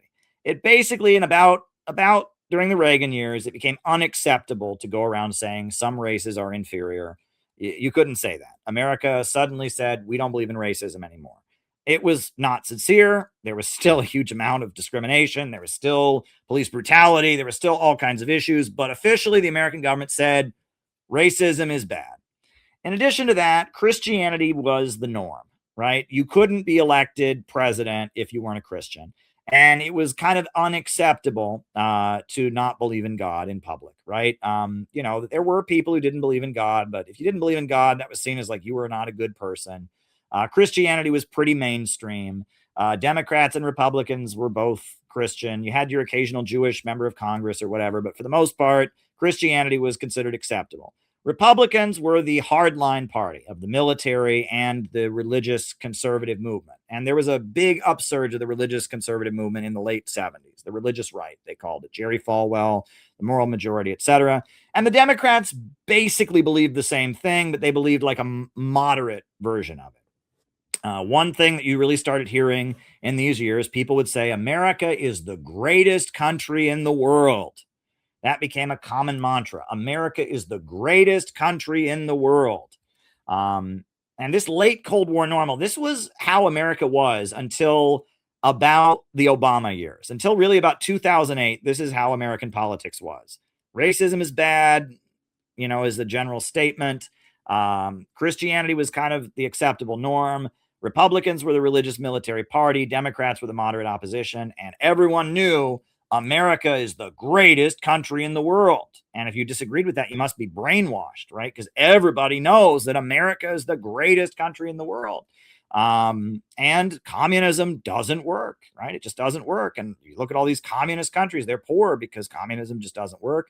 The war on drugs. Ronald Reagan launched the war on drugs. So in the 70s and in the 60s, the US government had been promoting drug use, right? The Project MK Ultra, the CIA was distributing drugs all through the college campuses. All the major rock bands on television were encouraging people to use drugs.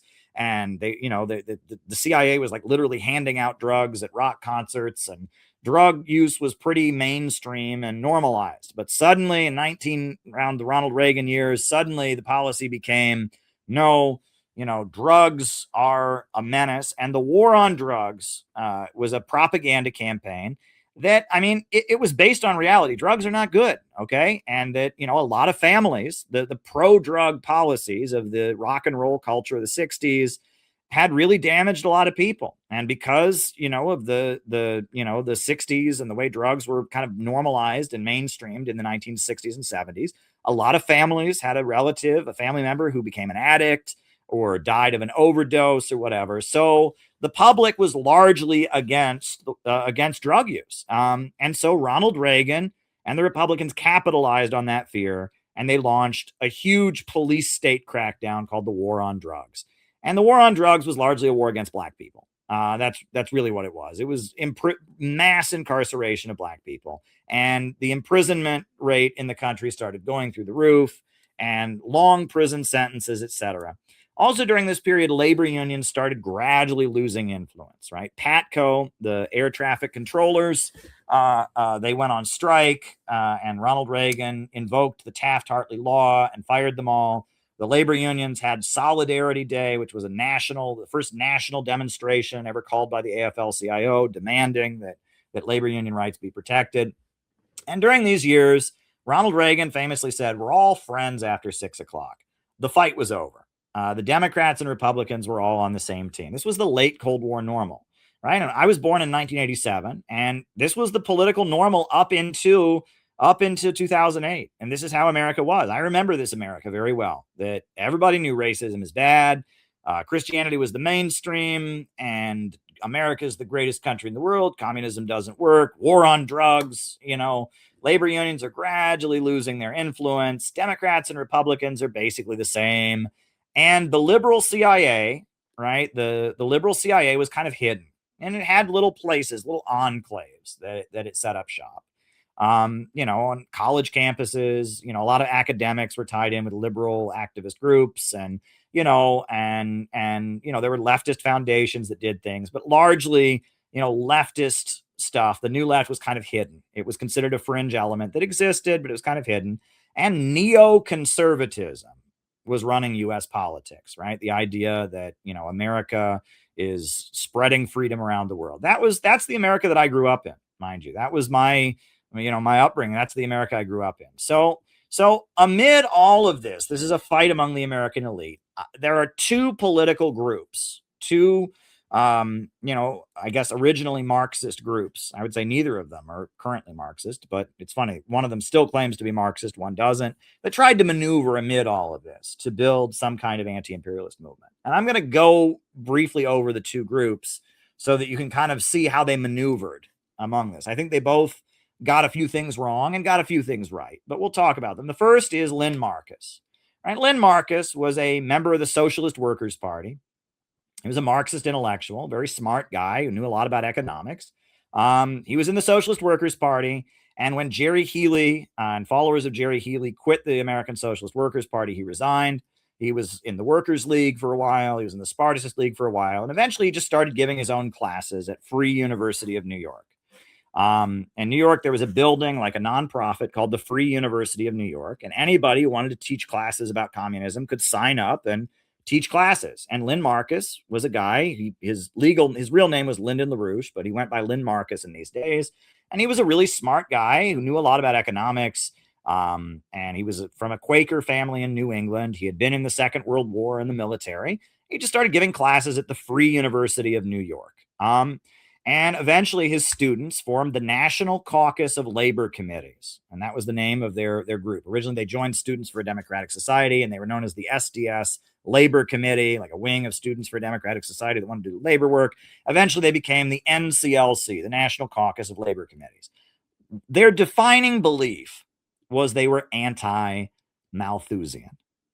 That Lynn Marcus discovered and couldn't get over the fact that Marx was opposed to Malthusianism and that leftist activism was being paid for by Malthusians, and that Malthusian economics, the idea that growth is bad, was becoming the belief of the left. And Lynn Marcus believed in economic growth and economic progress. And if you read the old articles that he wrote when he was still a member of the Socialist Workers' Party, he wrote endlessly about how Marxism believes in growth. Marxism believes in technological progress. And as Malthusianism came to dominate the left, he taught his students the opposite. He taught them the labor theory of value. He taught them about the tendency of the falling rate of profit. And he was a Marxist in these days, but he just wouldn't go along with the belief that Malthusianism was what should be espoused. And he preached that the Ford Foundation and the Eastern establishment were the main threat, that he didn't buy the idea that Republicans were the main threat. He said that the main threat was the liberals. And that, of course, made a lot of the Marxists angry because they were supporting the liberals and they thought Republicans were the main threat. So then in New York City in 1968, the teachers went on strike in Harlem. And they went on strike because Harlem was trying to implement Black community control of the schools. And a lot of the activists that were, promoting that in the Black community were getting funded by the Ford Foundation and other groups, and that Black community control of the schools would weaken the teachers' unions. It would be a way to, privatize education.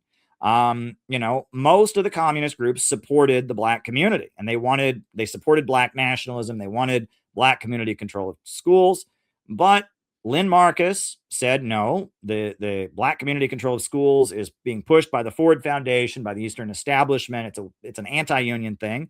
And they supported the teachers' strike and the teachers' union. And so members of the National Caucus of Labor Committees were, on the picket line with the racist teachers, right? A lot of these racist teachers didn't want Black community control of schools for racist reasons. And so the National Caucus of Labor Committees, they supported the teachers' strike, and most of the communists didn't. And there were fistfights between them and the communists. Lynn Marcus said you got to support labor unions, and that that black community control of schools is actually a Ford Foundation plot to implement school privatization, which it was. He was right about that. That doesn't mean you shouldn't support black community control of schools. I'm not saying that they were right. It's hard to say because honestly, black community control of schools, black nationalism is a really important anti-colonial movement. I wouldn't oppose that strike, but he was saying true things as he would do it. There's an element, I never met Lyndon LaRouche. Actually, well, let me just put it this way. Lyndon LaRouche, and observing his personality, I see a very big element of a personality trait that is often identified with autism, right? People that are autistic, if something is not right, they just can't let it go. There are all kinds of things in this world that are logically inconsistent, that are just not right. But people that are on the autistic spectrum, they want the rules to be very clear, and they don't like it when things don't match. And it appears that Lynn Marcus understood Marxist economics. He was obsessed with economics, and he saw that what the New Left believed was not Marxist economics. It was Malthusianism, and he wouldn't let that go. He was not going to become a cultural leftist or a new leftist. He was going to stick to the Marxist economics and the belief in historical progress. And because of that, he turned against the New Left. Now, in the early 70s, the Communist Party of the United States, they weren't really a big part of the 1968 political turmoil. They thought the Black Panthers were ultra-left. They had a group that was very moderate that opposed the Vietnam War called Negotiate Now. And the New Left was largely Maoists, Trotskyites, and others. But as the 1960s political crisis came to an end, Angela Davis became a very prominent leader of the Communist Party. And Angela Davis was a member of the Communist Party. And as the political upsurge of the early 70s ended in like 1972, 1973, a lot of former 60s radicals who'd been involved in it, former New Leftists, were joining the Communist Party USA because they had the name. They were the group. I mean, they were the Communist Party, and a lot of younger people who they'd gotten swept up in the protests against the Vietnam War. They'd gotten swept up in the civil rights movement. And as things were calming down, they were studying Marxism and they joined the Communist Party. So the Communist Party was actually seeing its membership increase. Angela Davis was a national celebrity. She was put on trial and acquitted, in a very publicized trial. And so in 1973, the Communist Party was gaining a lot of influence. And Lynn Marcus discovered, and I mean, this is a fact, the Communist Party was very much in bed with the liberal CIA, right? The Ford Foundation and the Communist Party, they had the Popular Front strategy. They said the Democrats, we got to support the Democrats, Republicans are fascists. That was their belief.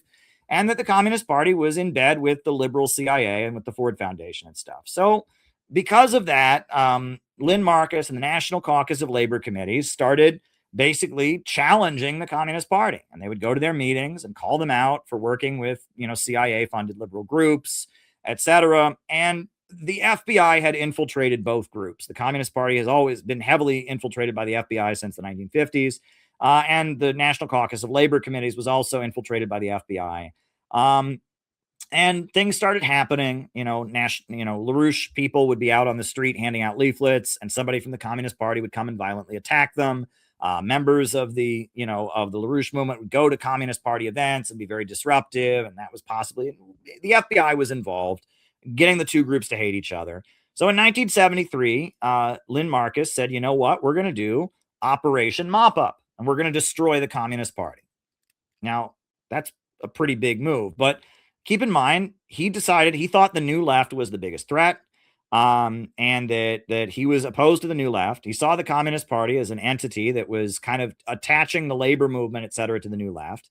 He has a document where he refers to the New Left, or the Communist Party, as a sleeper. He basically says that if there's a revolutionary crisis in America, the Communist Party is in a position to take control of it and lead it in a bad direction. And he said, we're going to eliminate the Communist Party. So in 1973, they launched Operation Mop Up, and they tried to destroy the Communist Party. And I mean, it was nobody got killed, but it was pretty violent. There was fist fights and baseball bats and chains and the Communist Party and the LaRouche movement, had, violent confrontations all across the Northeast, in Philadelphia, in Boston, and New Jersey, and New York City. And it went on for a few months, and it was just, LaRouche was trying to eliminate the Communist Party because he saw it as promoting Malthusianism. When that happened, when this violent campaign against the Communist Party was carried out, at that point, the entire left kind of united against the LaRouche movement. All the communist groups would go to Communist Party events to protect them from the LaRouche movement. The Workers' World Party, the Socialist Workers' Party, the Maoist groups would all assemble with baseball bats and chains, and when the LaRouche people came in, they would fight them. Basically, LaRouche was labeled a fascist because of this. He wasn't a fascist, but, and communist groups were notorious for fighting each other during these days. The Socialist Workers' Party and the Progressive Labor Party would fight with each other. Maoist groups would fight each other. But because they were targeting the Communist Party, the LaRouche movement became labeled fascist, and they were labeled fascist. All the communist groups kind of locked arms against them, and they were kind of forced out of what you might call the left. And largely it wasn't just because they were fighting the Communist Party. The Communist Party had targeted them, and the left is very controlled by liberal foundations and the Eastern establishment. And also they called out Zionism, right? And they wrote a lot about Zionist control and Zionist influence over the left.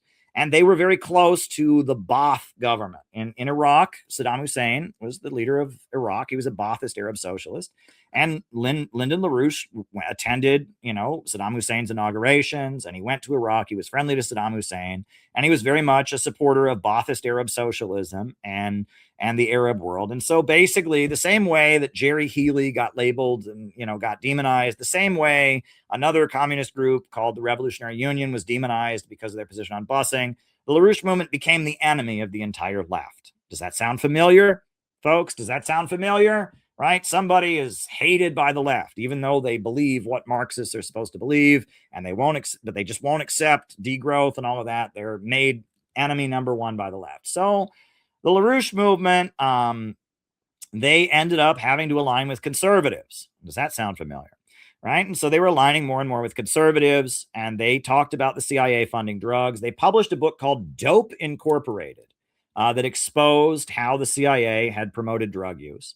And they were kind of hoping to turn the war on drugs and the anti-drug blowback of the Reagan years into kind of a struggle against the CIA and Wall Street.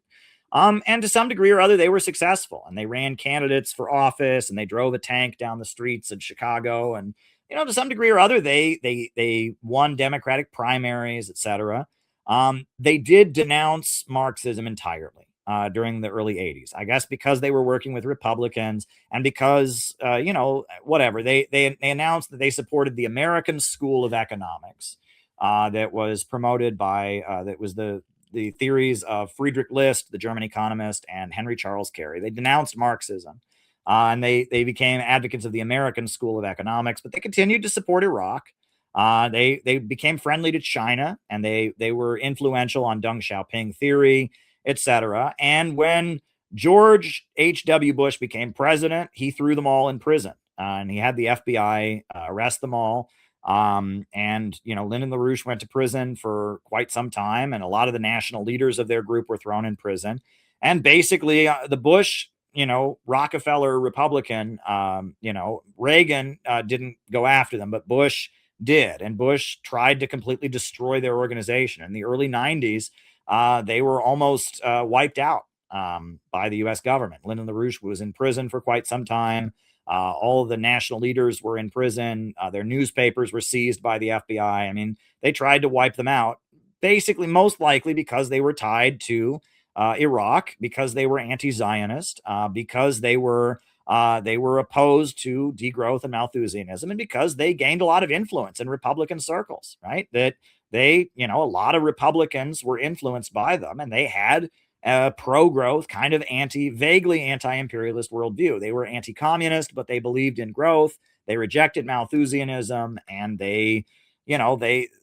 that's how they were able to maneuver. And I guess their kind of pivot into Republican circles made them a threat to the establishment, particularly to the Zionists.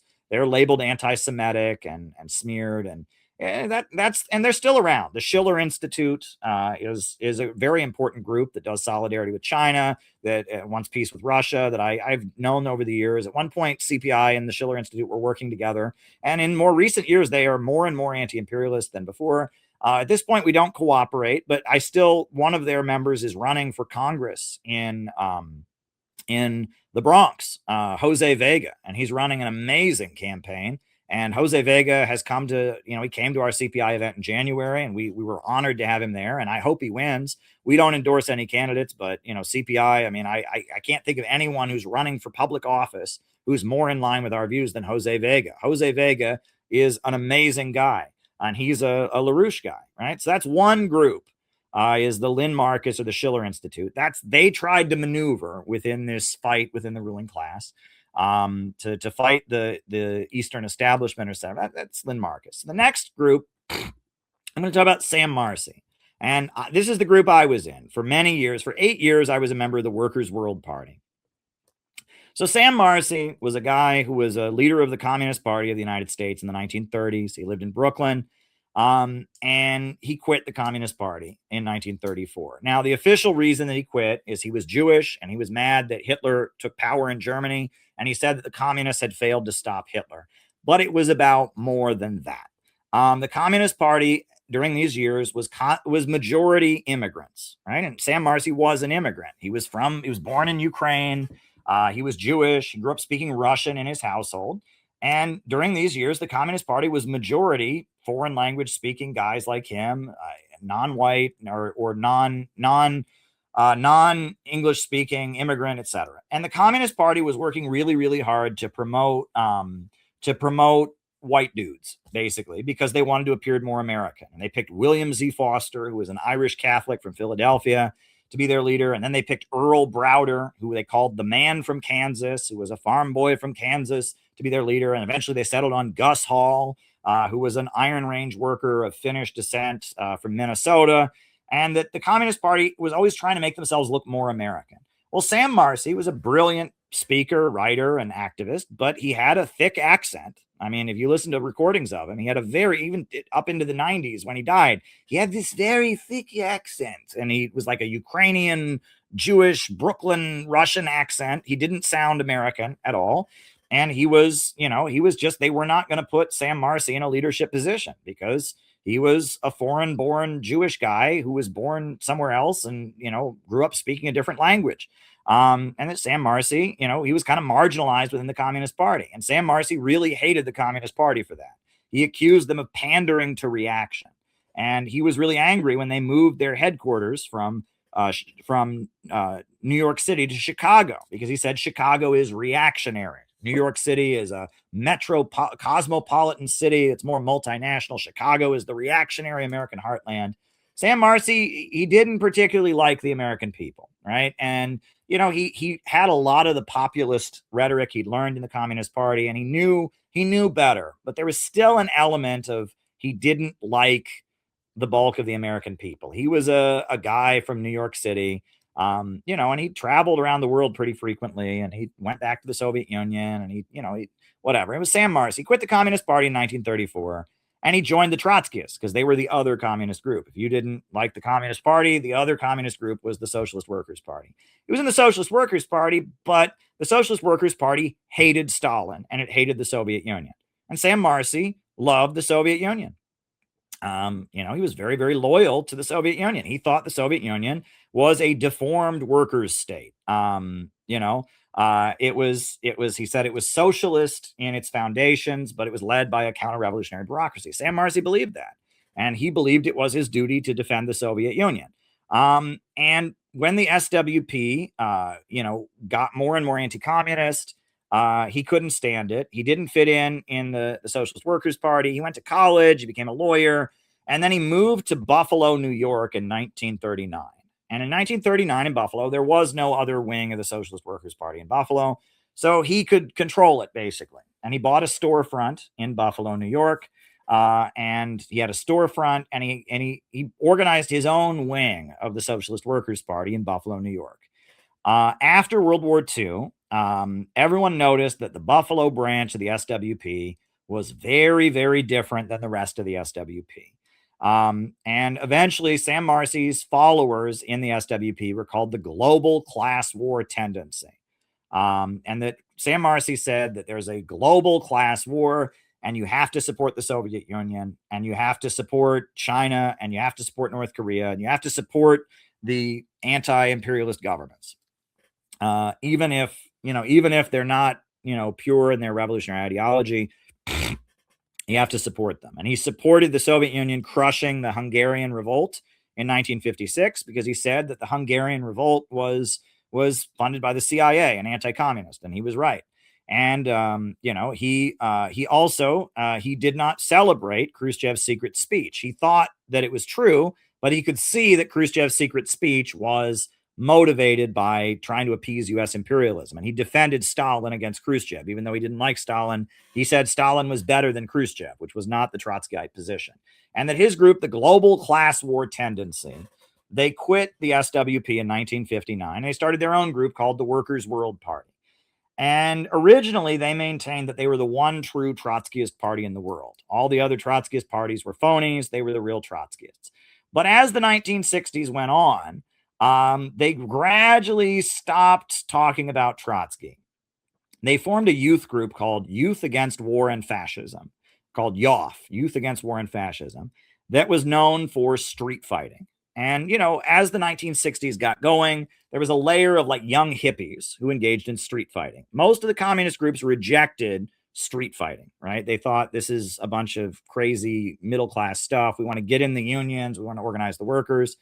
But Sam Marcy saw that these young hippies are going out and fighting the police, and they're against the Vietnam War, and they support the Black Freedom Movement. And so he built this group called Youth Against War and Fascism that recruited like young hippies that were into breaking windows and fighting with the police.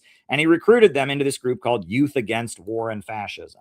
And the Workers' World Party was very small for most of the 1960s, but in like 1968, 1969, 1970, it got to be about 1,000 people were in the group. And he would say socialism is as socialism does. And they organized a union inside the U.S. Army called the American Servicemen's Union. It was headed by a guy named Andy Stapp. And they would raise the slogan, "Stop the war against Black America." They supported the Black Panthers. They waved the Vietnamese flag. And they were just this communist group that recruited a lot of young hippie street fighters. So after the upsurge of the 1960s, Sam Marcy said, well, now we have to recruit the masses. We have to have the turn to the masses. And that's when things went bad, right? Because, he'd had all these young hippies he recruited, and then the political turmoil went down. And so he said, now we're going to go into working class communities and recruit people. And they didn't. It failed. And they formed something called the Center for United Labor Action. And the idea was, well, like they're going to organize around food prices being too high, or they're going to demand the government provide jobs. They didn't recruit anybody. They recruited people from other communist groups. The communist movement was in a lot of confusion during these years. And China, a lot of new groups had been formed along with China, and there were Maoist groups. And they recruited other communists. They didn't recruit the masses. And they had this view that like, well, average people are too stupid. You can't talk to them about communism. So, the headline of Workers' World newspaper was, "We need jobs." And they would walk up to working people, "We need jobs." And, the idea was the working person would be like, "Yeah, I want a job. I'll join your group." And, it didn't work, right? They were trying to do what the Communist Party had done during the 1930s with the unemployment councils, but it didn't work. And what they called the turn to the masses was a big flop. It was a big failure. Because basically Sam Marcy thought average workers were dumb bubbas. He thought average workers were too stupid. And also the USA just had a strong economy. Average white working class people didn't want to join a communist group, right? They didn't, because the US economy was still very good. And you still had a very well-paid industrial middle class of people who worked in factories and had a white picket fence and a house and a car. And your average working class Americans, didn't want to join a communist group. So it was they were kind of lost. There's an incident in 1974 in Boston. There were racist riots against busing. The Workers' World Party mobilized, a national demonstration against the racist riots in Boston called "We Say No to Racism." And that was like the first time they'd ever like completely hidden their communist politics. But they organized this very effective "We Say No to Racism" rally in Boston. And that was kind of the beginning of the shift. And eventually, when Ronald Reagan became president in 1981 is when he was sworn in. A few months later, they organized a very huge protest in Washington, D.C. of about 100,000 people called the People's Anti-War Mobilization. And it was a huge, huge anti-war protest. And they set up the stage and they got the permits and they organized the rally and they were the bosses and they got to decide who spoke. And that's why it was the first national protest ever to have a Palestinian speaker. It was the first national protest ever to have a gay speaker. And they got really good at organizing national anti-war protests. And at the time, the left of the 1960s was falling apart. And they were a very disciplined communist group. And so they were able to kind of take over anti-war protests or anti-racist protests and insert their politics. And that was their strategy, was take over the movement, right? And they talked a lot about the movement. That's a 1960s thing. Get with the movement, man. We got to get with the movement, brother. So their strategy was we're going to take over the movement. And basically the idea was that whatever the liberals are doing, whatever the latest trendy leftist cause is, we'll set up the stage, we'll get the permits, and then we'll be able to insert our global class war politics into it. As we take it over or whatever, as we lead the protest. They were very key in organizing to support Mumia Abu Jamal in the 1990s. Mumia Abu Jamal would probably be dead if it wasn't for the Workers' World Party. They organized big protests, and the French government wanted Mumia to be free, and the Vatican wanted Mumia to be free. And, Philadelphia was shut down with hundreds of thousands of people pouring into the city and saying, you just can't execute Mumia. And the execution was stopped. I mean, and they more than any other group are responsible. There's another group that was heavily involved called the Revolutionary Communist Party. And there were a lot of groups, but, more than any other group, they were involved in trying to free Mumia Abu Jamal. 1998, Sam Marcy died. Then after 9/11, they formed something called the Answer Coalition, which stood for Act Now, Stop War and Racism. And they knew, Bush had invaded Afghanistan. There was going to be an anti-war movement. Bush then invaded Iraq, and they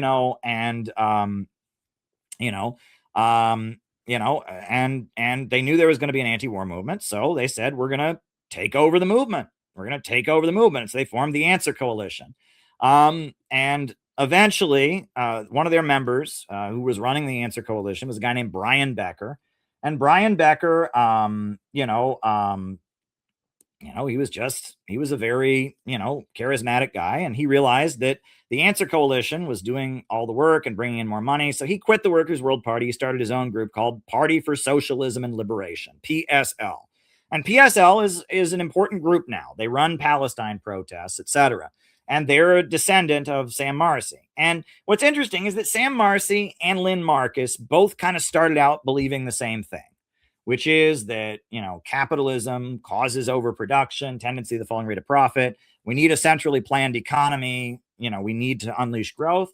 And that Sam Marcy, even as he got older, he insisted the Workers' World Party never opposed nuclear power. There's nothing wrong with nuclear power, he said. We just want workers' control over nuclear power.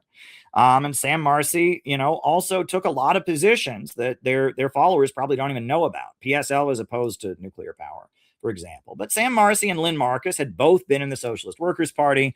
They were both communists who couldn't fit in with the Communist Party, had gone into Trotskyism, had studied economics, and they both built groups.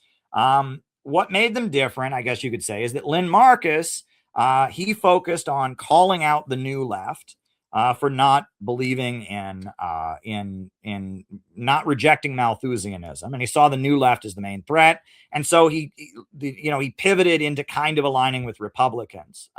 Whereas Sam Marcy, his strategy was to go into the new left and recruit heavily out of the new left and try to use the new left to build an anti-imperialist movement. And I think it's interesting. And you could argue that in a way they both failed, and they're both still around. The Schiller Institute is still around, and the PSL is still around. And there's other Marcyite breakaways that exist. There's a bunch of other Marcyite breakaways. I was never in the PSL. I was in the Workers' World Party. And there's a couple other groups now, Struggle La Lucha and the Communist Workers League of Detroit and the New Orleans Socialist Movement or something like that. And, there's a bunch of Marcyite breakaways. There's something in Virginia, the Virginia Defenders, which is another Marcyite breakaway. they exist. But these were both an attempt to build like a pro-growth anti-imperialist movement in America. I would argue that they both failed, right? They both accomplished something. The Workers' World Party saved Mumia's life. The Workers' World Party built the People's Anti-War Mobilization, opposed racism in Boston. The Schiller Institute, they opposed and exposed the CIA connection to drugs. They did a lot. I mean, and they were very influential in conservative circles. And a lot of what Alex Jones says comes straight from LaRouche. I mean, the Tavistock Institute, they talk about that. That's very common among, conspiracy people now, as they talk about the Tavistock Institute. That's LaRouche. That started out with LaRouche. And a lot of what, kind of the Alex Jones kind of crowd believes, a lot of their beliefs, if you look at the first people to say them, it was LaRouche, right? And that, anti-Malthusianism and a lot of the the beliefs of what you might call the new right, even though the Schiller Institute doesn't believe in free market capitalism. They want very much a government that invests in communities, and they want a planned economy.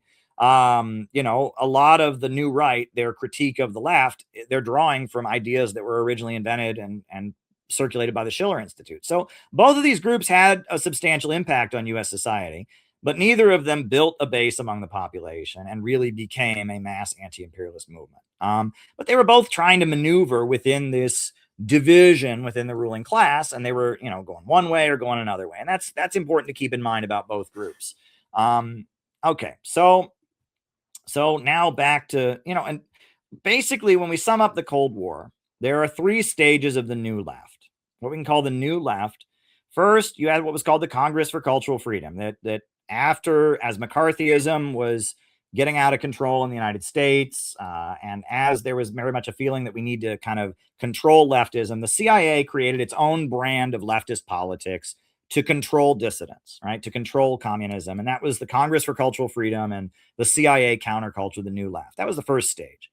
After that, you got the color revolution apparatus. The new left kind of evolved into the color revolution apparatus. George Soros is this Hungarian billionaire who funded art galleries and liberal magazines in the Eastern Bloc and helped overthrow governments, and that all over the world, there's an apparatus of liberal NGOs that are funded by the CIA that engage in what seems like very slick liberal activism against corruption, against authoritarianism, fighting for gay rights, fighting for women's rights. It's all paid for by the CIA. That was stage two of the new left, creating an apparatus through which the USA could overthrow governments and destabilize countries in the name of leftism. And the overthrow of the Eastern Bloc was kind of the culmination of this, that most of the people that were involved in protesting to bring down Czechoslovakia or Romania or the Soviet Union, they didn't want free market capitalism. They wanted to keep their guaranteed job, keep their guaranteed health care, but also be able to buy Beatles records, also be able to shop at Walmart, right? And that they were convinced they weren't marching for capitalism. They weren't marching against communism. They were for neither communism or capitalism. They were marching for this new freedom, spiritual, movement, a global awakening of democratic rights, etc. The color revolution apparatus was stage two of the new left. But then in 2008, the U.S. economy crashed, right? The U.S. economy crashed in 2008. In 2008, at that point, the crisis in the United States intensified. The divisions in the ruling class were back. The U.S. economy was failing. There was a need for kind of, Bonapartism and one section of the ruling class to crush another section. So wokeism came back to the United States, and wokeism was the color revolution apparatus coming home to try and impose the will of the Eastern establishment on U.S. society. Now, who was Barack Obama? Barack Obama, he grew up largely in Indonesia. He was born in Hawaii, but, he lived in Indonesia. His mother, Ann Dunham, was a Ford Foundation researcher, an academic. The Ford Foundation is very much tied in with the CIA. She moved to Indonesia, and she married a general in the Indonesian military, Lolo Sutoro. And Indonesia had an ugly coup in 1965. where, like 500,000 people were killed, and the Indonesian military was committing genocide against ethnically Chinese people during these years. It was very ugly. Obama was growing up there with a stepdad who was a leader of the Indonesian military, and he was in Indonesia. He was very high achieving. And when he went to college, he went to Columbia University. He went to Harvard for a while, then he went to Columbia. And at Columbia, he studied under Brzezinski. Right? He studied under the Rockefeller trained strategist, Zbigniew Brzezinski. And he studied at the International School, which is a CIA, Brzezinski's place. That's where he studied under. After college, he was involved in a number of kind of activist nonprofits that are paid for by the CIA, the Ford Foundation. Eventually, he was involved with a group called Acorn. You remember Acorn? And that, he was always, he taught classes on community organizing, and he worked for the International Business Corporation for a while that went around putting on seminars about the great wonders of free market capitalism in Africa. And he was just completely part of the liberal wing of American intelligence. And when he first got elected, he was running from the right against Bobby Rush. Bobby Rush was a former leader of the Black Panthers in Chicago. And Obama ran against him, saying that Bobby Rush was too radical and that Bobby Rush was too radical. So this idea that Obama is a communist, right? And that, he was been a communist and that his whole campaign was paid for by Moscow gold. That's ridiculous, right? Barack Obama has always been a product of the American deep state. At no, when he was running for president the first time, it was like insane. They made a big deal about the fact that, he went to this very liberal church in Chicago where the pastor had critiqued American foreign policy. They made a big deal about the fact that when he was in Indonesia, he had gone to a Muslim school. Well, Indonesia was a Muslim country, and the CIA had just overthrown the communist president. And, it was the CIA-backed military regime that his father was working for. I mean, it's like the idea, he went to a radical Muslim school. They weren't teaching him anti-imperialism there. They were teaching him hate the commies, so there's this whole notion that Obama was somehow, tied in with anti-imperialism or something. That's ridiculous. And 2008, the U.S. economy crashed, and Obama rode in on a white horse to save the day. And he came in, and it was basically the Eastern establishment wanted to stabilize the U.S. economy. They wanted to regulate Wall Street, and they wanted to impose degrowth measures to stabilize the U.S. economy. And they did the Arab Spring. I will never forget 2008, during the presidential election. I was in Detroit that whole summer. I was working against home foreclosures, and there was an activist group in Detroit, and we had a meeting every Wednesday. And one day we had our meeting, and in walked a member of Congress. I'm trying to remember his name. Who was the congressman from Detroit? Detroit. He was ousted for corruption recently. What was his name? He was a member of Congress from Detroit for many years, and he walked in. I remember he walked in. Detroit activist. What was his name? And he walked in. John Conyers. And John Conyers just walked into their meeting. I remember this. He just walked into their meeting, and he was giving us all the pitch about why we should vote for Barack Obama. And he said in his remarks, he said, all over the world, it's not just here in America that the economy is crashing. It's all over the world. And in some of these Middle Eastern countries, they have a dictator, and it's America has been supporting the dictator. And when young people in the Middle East rise up and protest, they're going to want to overthrow the dictator. And we need a guy in office like Barack Hussein Obama who can relate to the young people of the Middle East when they rise up and overthrow the dictator. I mean, he basically just spelled it out to us. And looking back on that, I'm like, shit, what did that guy see in his internal, what did John Conyers see in his internal documents? But basically the Arab Spring was planned. It was understood that with the economic crisis, there was going to be a lot of unrest in the Middle East. There were big droughts going on, and there was mass unemployment in Egypt, and that basically the USA was going to do a controlled demolition. Rather than let the revolution happen on its own, they were going to make the revolution happen. They were going to do the color revolution thing, and the USA would be in control of it. And so it happened. And in Tunisia, a guy lit himself on fire, and it went viral. Social media was a new invention, and social media made it go viral, and the government of Tunisia, a long-time U.S.-backed dictatorship, was overthrown. And in Egypt, the longtime US-backed dictator Mubarak was overthrown. And, and eventually they overthrew Libya and they started the war in Syria. And, there was a controlled demolition in the Middle East. And that if George W. Bush had been president, or if Donald Trump had been president during the Arab Spring, we'd have about 5 more Irans right now. But instead, we had Barack Hussein Obama. I say that Barack Obama was Napoleon. When Napoleon tried to take over Egypt, he put up posters everywhere saying, "I'm a Muslim. I believe in the Prophet." And that's what Obama was there to do. Obama never said he was a Muslim, but his middle name was Hussein. And he had studied with Edward Said, and he really hates Netanyahu. Oh, he can't stand Netanyahu. He gives money to Israel constantly, but he really doesn't like Netanyahu. They don't get along. And, and they faked out the Muslim world, and that they basically engineered the Arab Spring as a way to overthrow Gaddafi in Libya, to impose austerity in the Middle East, right? The military basically thought Mubarak, these dictators in the Middle East, like Ben Ali in Tunisia, or like Mubarak, the way they stay in power is they hand out the goods, right? And they, and so removing them is a way to bring in austerity. And if you look at Egypt, nothing has gotten better in Egypt since the revolution. You look at Tunisia, nothing has gotten better since the revolution. And in Libya, they used to have a socialist, anti-imperialist government, and that government has been overthrown. And Libya once had the highest life expectancy on the African continent, and now it's been reduced to rubble, and barely anybody protested. All the leftists were too busy sucking up to Obama. They barely did anything to oppose the destruction of Libya. Gavin has a great speech about it, that you can watch from our convention.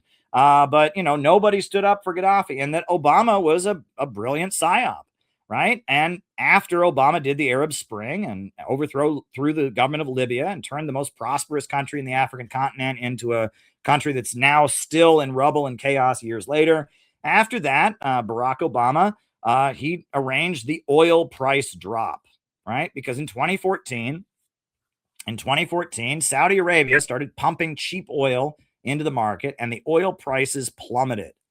What was this about? Well, Obama's enemies in the Tea Party, they were largely funded by fracking companies.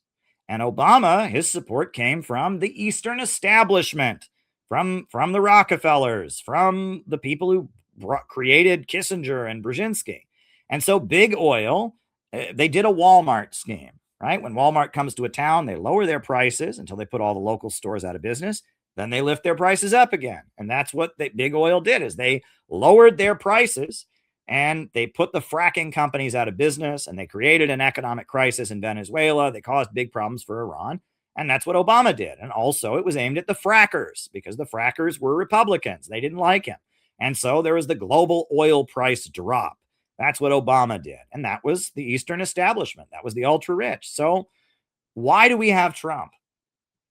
Well, as a result of the Arab Spring, there was a huge upsurge in membership in Al-Qaeda, and terrorist groups, and ISIS emerged. And that, there was a lot of people in the military, like Tulsi Gabbard and others, that said, wait a second, we're fighting a war on terror, but actually we're acting like Al-Qaeda's air force, because we're overthrowing Saddam Hussein, we're overthrowing Bashar Assad, we're overthrowing Gaddafi, and the terrorist groups are getting stronger. And so there was some pushback on the Obama foreign policy. Also, the degrowth policies crushed the frackers. They all lost money from the oil price drop. And the U.S. economy domestically, the degrowth policies, America is getting poorer. The life expectancy is dropping across America. And diseases of despair. There was an opioid crisis all across the red states. Americans are not reproducing, and Americans are dying. And, conditions are pretty bad in a lot of parts of America.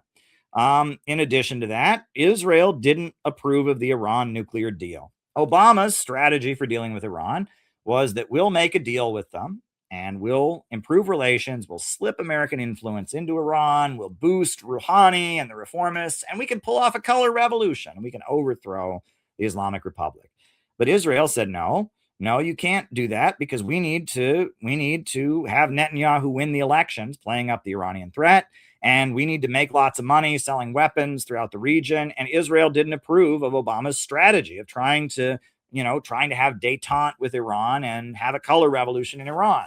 Israel wanted war with Iran. And Israel, wanted to rip up the Iran nuclear deal. They didn't want Iran to improve relations. And so Trump was kind of a response to, ways in which Obama's policies hurt specific constituencies, namely the Likudniks in Israel, the fracking companies, certain sections of the deep state, et cetera. And that there's a division in the ruling class. But that image there, I have an image of a two-man saw called a whipsaw. This is what you have to remember is the most dangerous aspect of the time we're living in. The way a whipsaw works is that if one guy's pushing, the other guy's pulling. If one guy's pulling, the other guy's pushing, right? And that's what they're trying to do to America. They are trying to get into people's heads that if you are, someone who lives in a blue state, you can only gain by beating down those people in the red states. And if you're in a red state, you can only gain by beating down those people in a blue state. But wherever you go in America, our living standard is going down. Our life expectancy is going down. Our economy and our wages are getting worse. Meanwhile, our freedoms are being taken away. Our right to free speech is being taken away. Our right to protest is being taken away. The government is rounding people up and arresting them for their speech. And, our rights are being trampled on. And at the same time, we're continuing to wage all these wars around the world that are not for the benefit of the American people. Everywhere you go, red states, blue states, north, south, Midwest, rural, urban, everybody knows that our conditions in America are getting worse. Number one. Number two, that our freedoms are being taken away. And number three, that everybody wants these wars to end, but we just keep getting wars. And so what we need now is a movement that demands these things, that opposes the emerging low-wage police state, that demands a government of action that fights for working families, and that wants to protect our freedoms. And, you could wonder, has the Yankee and Cowboy War been reversed? During the Cold War, it seemed like it was the Republicans that were more warlike, and it was Democrats who at least pretended to be more peace-like. That wasn't always the case. And in fact, the Korean War and the Vietnam War were both started by Democrats, etc. But regardless, and now it seems like there's a lot of anti-war rhetoric on the Republican side. But now that Trump has taken office, that's kind of shifted. Now, because of Trump starting the Iran war and Trump targeting and viciously going after Palestine protesters, at this point, there are anti-war people in the Democrat camp. There are anti-war people in the Republican camp. And that really, at the end of the day, the divide in our time is growth versus degrowth. Republicans push degrowth in the form of neoliberal economics and privatizations, cutting wages, cutting union protections, deregulating the economy, cutting funding for schools, cutting funding for infrastructure. Democrats push degrowth in the form of government mandates, right? That they require businesses to not use as much energy. They want to dismantle the power grid and get rid of the power grid with their Green New Deal. And that, the Democrats very much, they have a lot of like government organized degrowth. For example, the National Service Initiative. This is an idea the Democrats keep bringing up, and it's really unpopular and it never goes anywhere, but they keep bringing it up.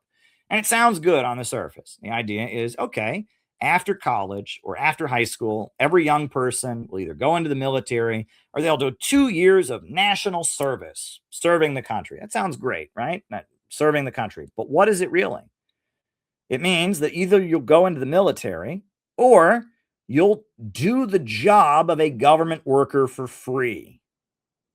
And they want to get rid of the jobs of all kinds of government employees who have union benefits and have decent salaries, and replace them with young people doing their jobs for free as national service. It's an awful idea. Teach for America. Sounds great, right? Teach for America, right? That will cancel the student debt of young people if they go and teach in a low income area, after college for a couple years. That sounds great, doesn't it? Except you're taking the job of a teacher that's in a union and you get paid jack shit.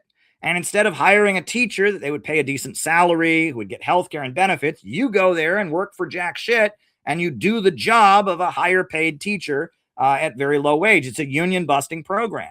And the Democrats want to invent programs. It's the Green New Deal, or they want to dismantle the power grid, and they want, they want to weaken, they basically just want to make the country poorer in the name of saving Mother Earth. The Republicans want to degrow the country by just cutting all government subsidies and just, saying you're on your own, buddy, leave it out to dry, and just getting rid of the government sector. Both parties believe in degrowth. The American people want growth more than anything. They want their living standard to go up. They want their children to have a better life than they have. They want growth. And it is the Malthusian degrowth agenda that the American people oppose. They want growth. And if you talk to people that are libertarian and, they want deregulation, privatization, why? They believe capitalism can produce endless growth. And the essence of what a real socialist movement would be was, look what socialist governments have done around the world. Stalin had 5-year plans. He built up the Soviet Union to grow, right? And that overwhelmingly the American people want growth, but the ultra rich are committed to degrowth. Ultimately, what we need is an anti-monopoly coalition. We need a government of action that'll fight for working families. And our organization, the Center for Political Innovation, is a unique movement, and that we're an optimistic movement.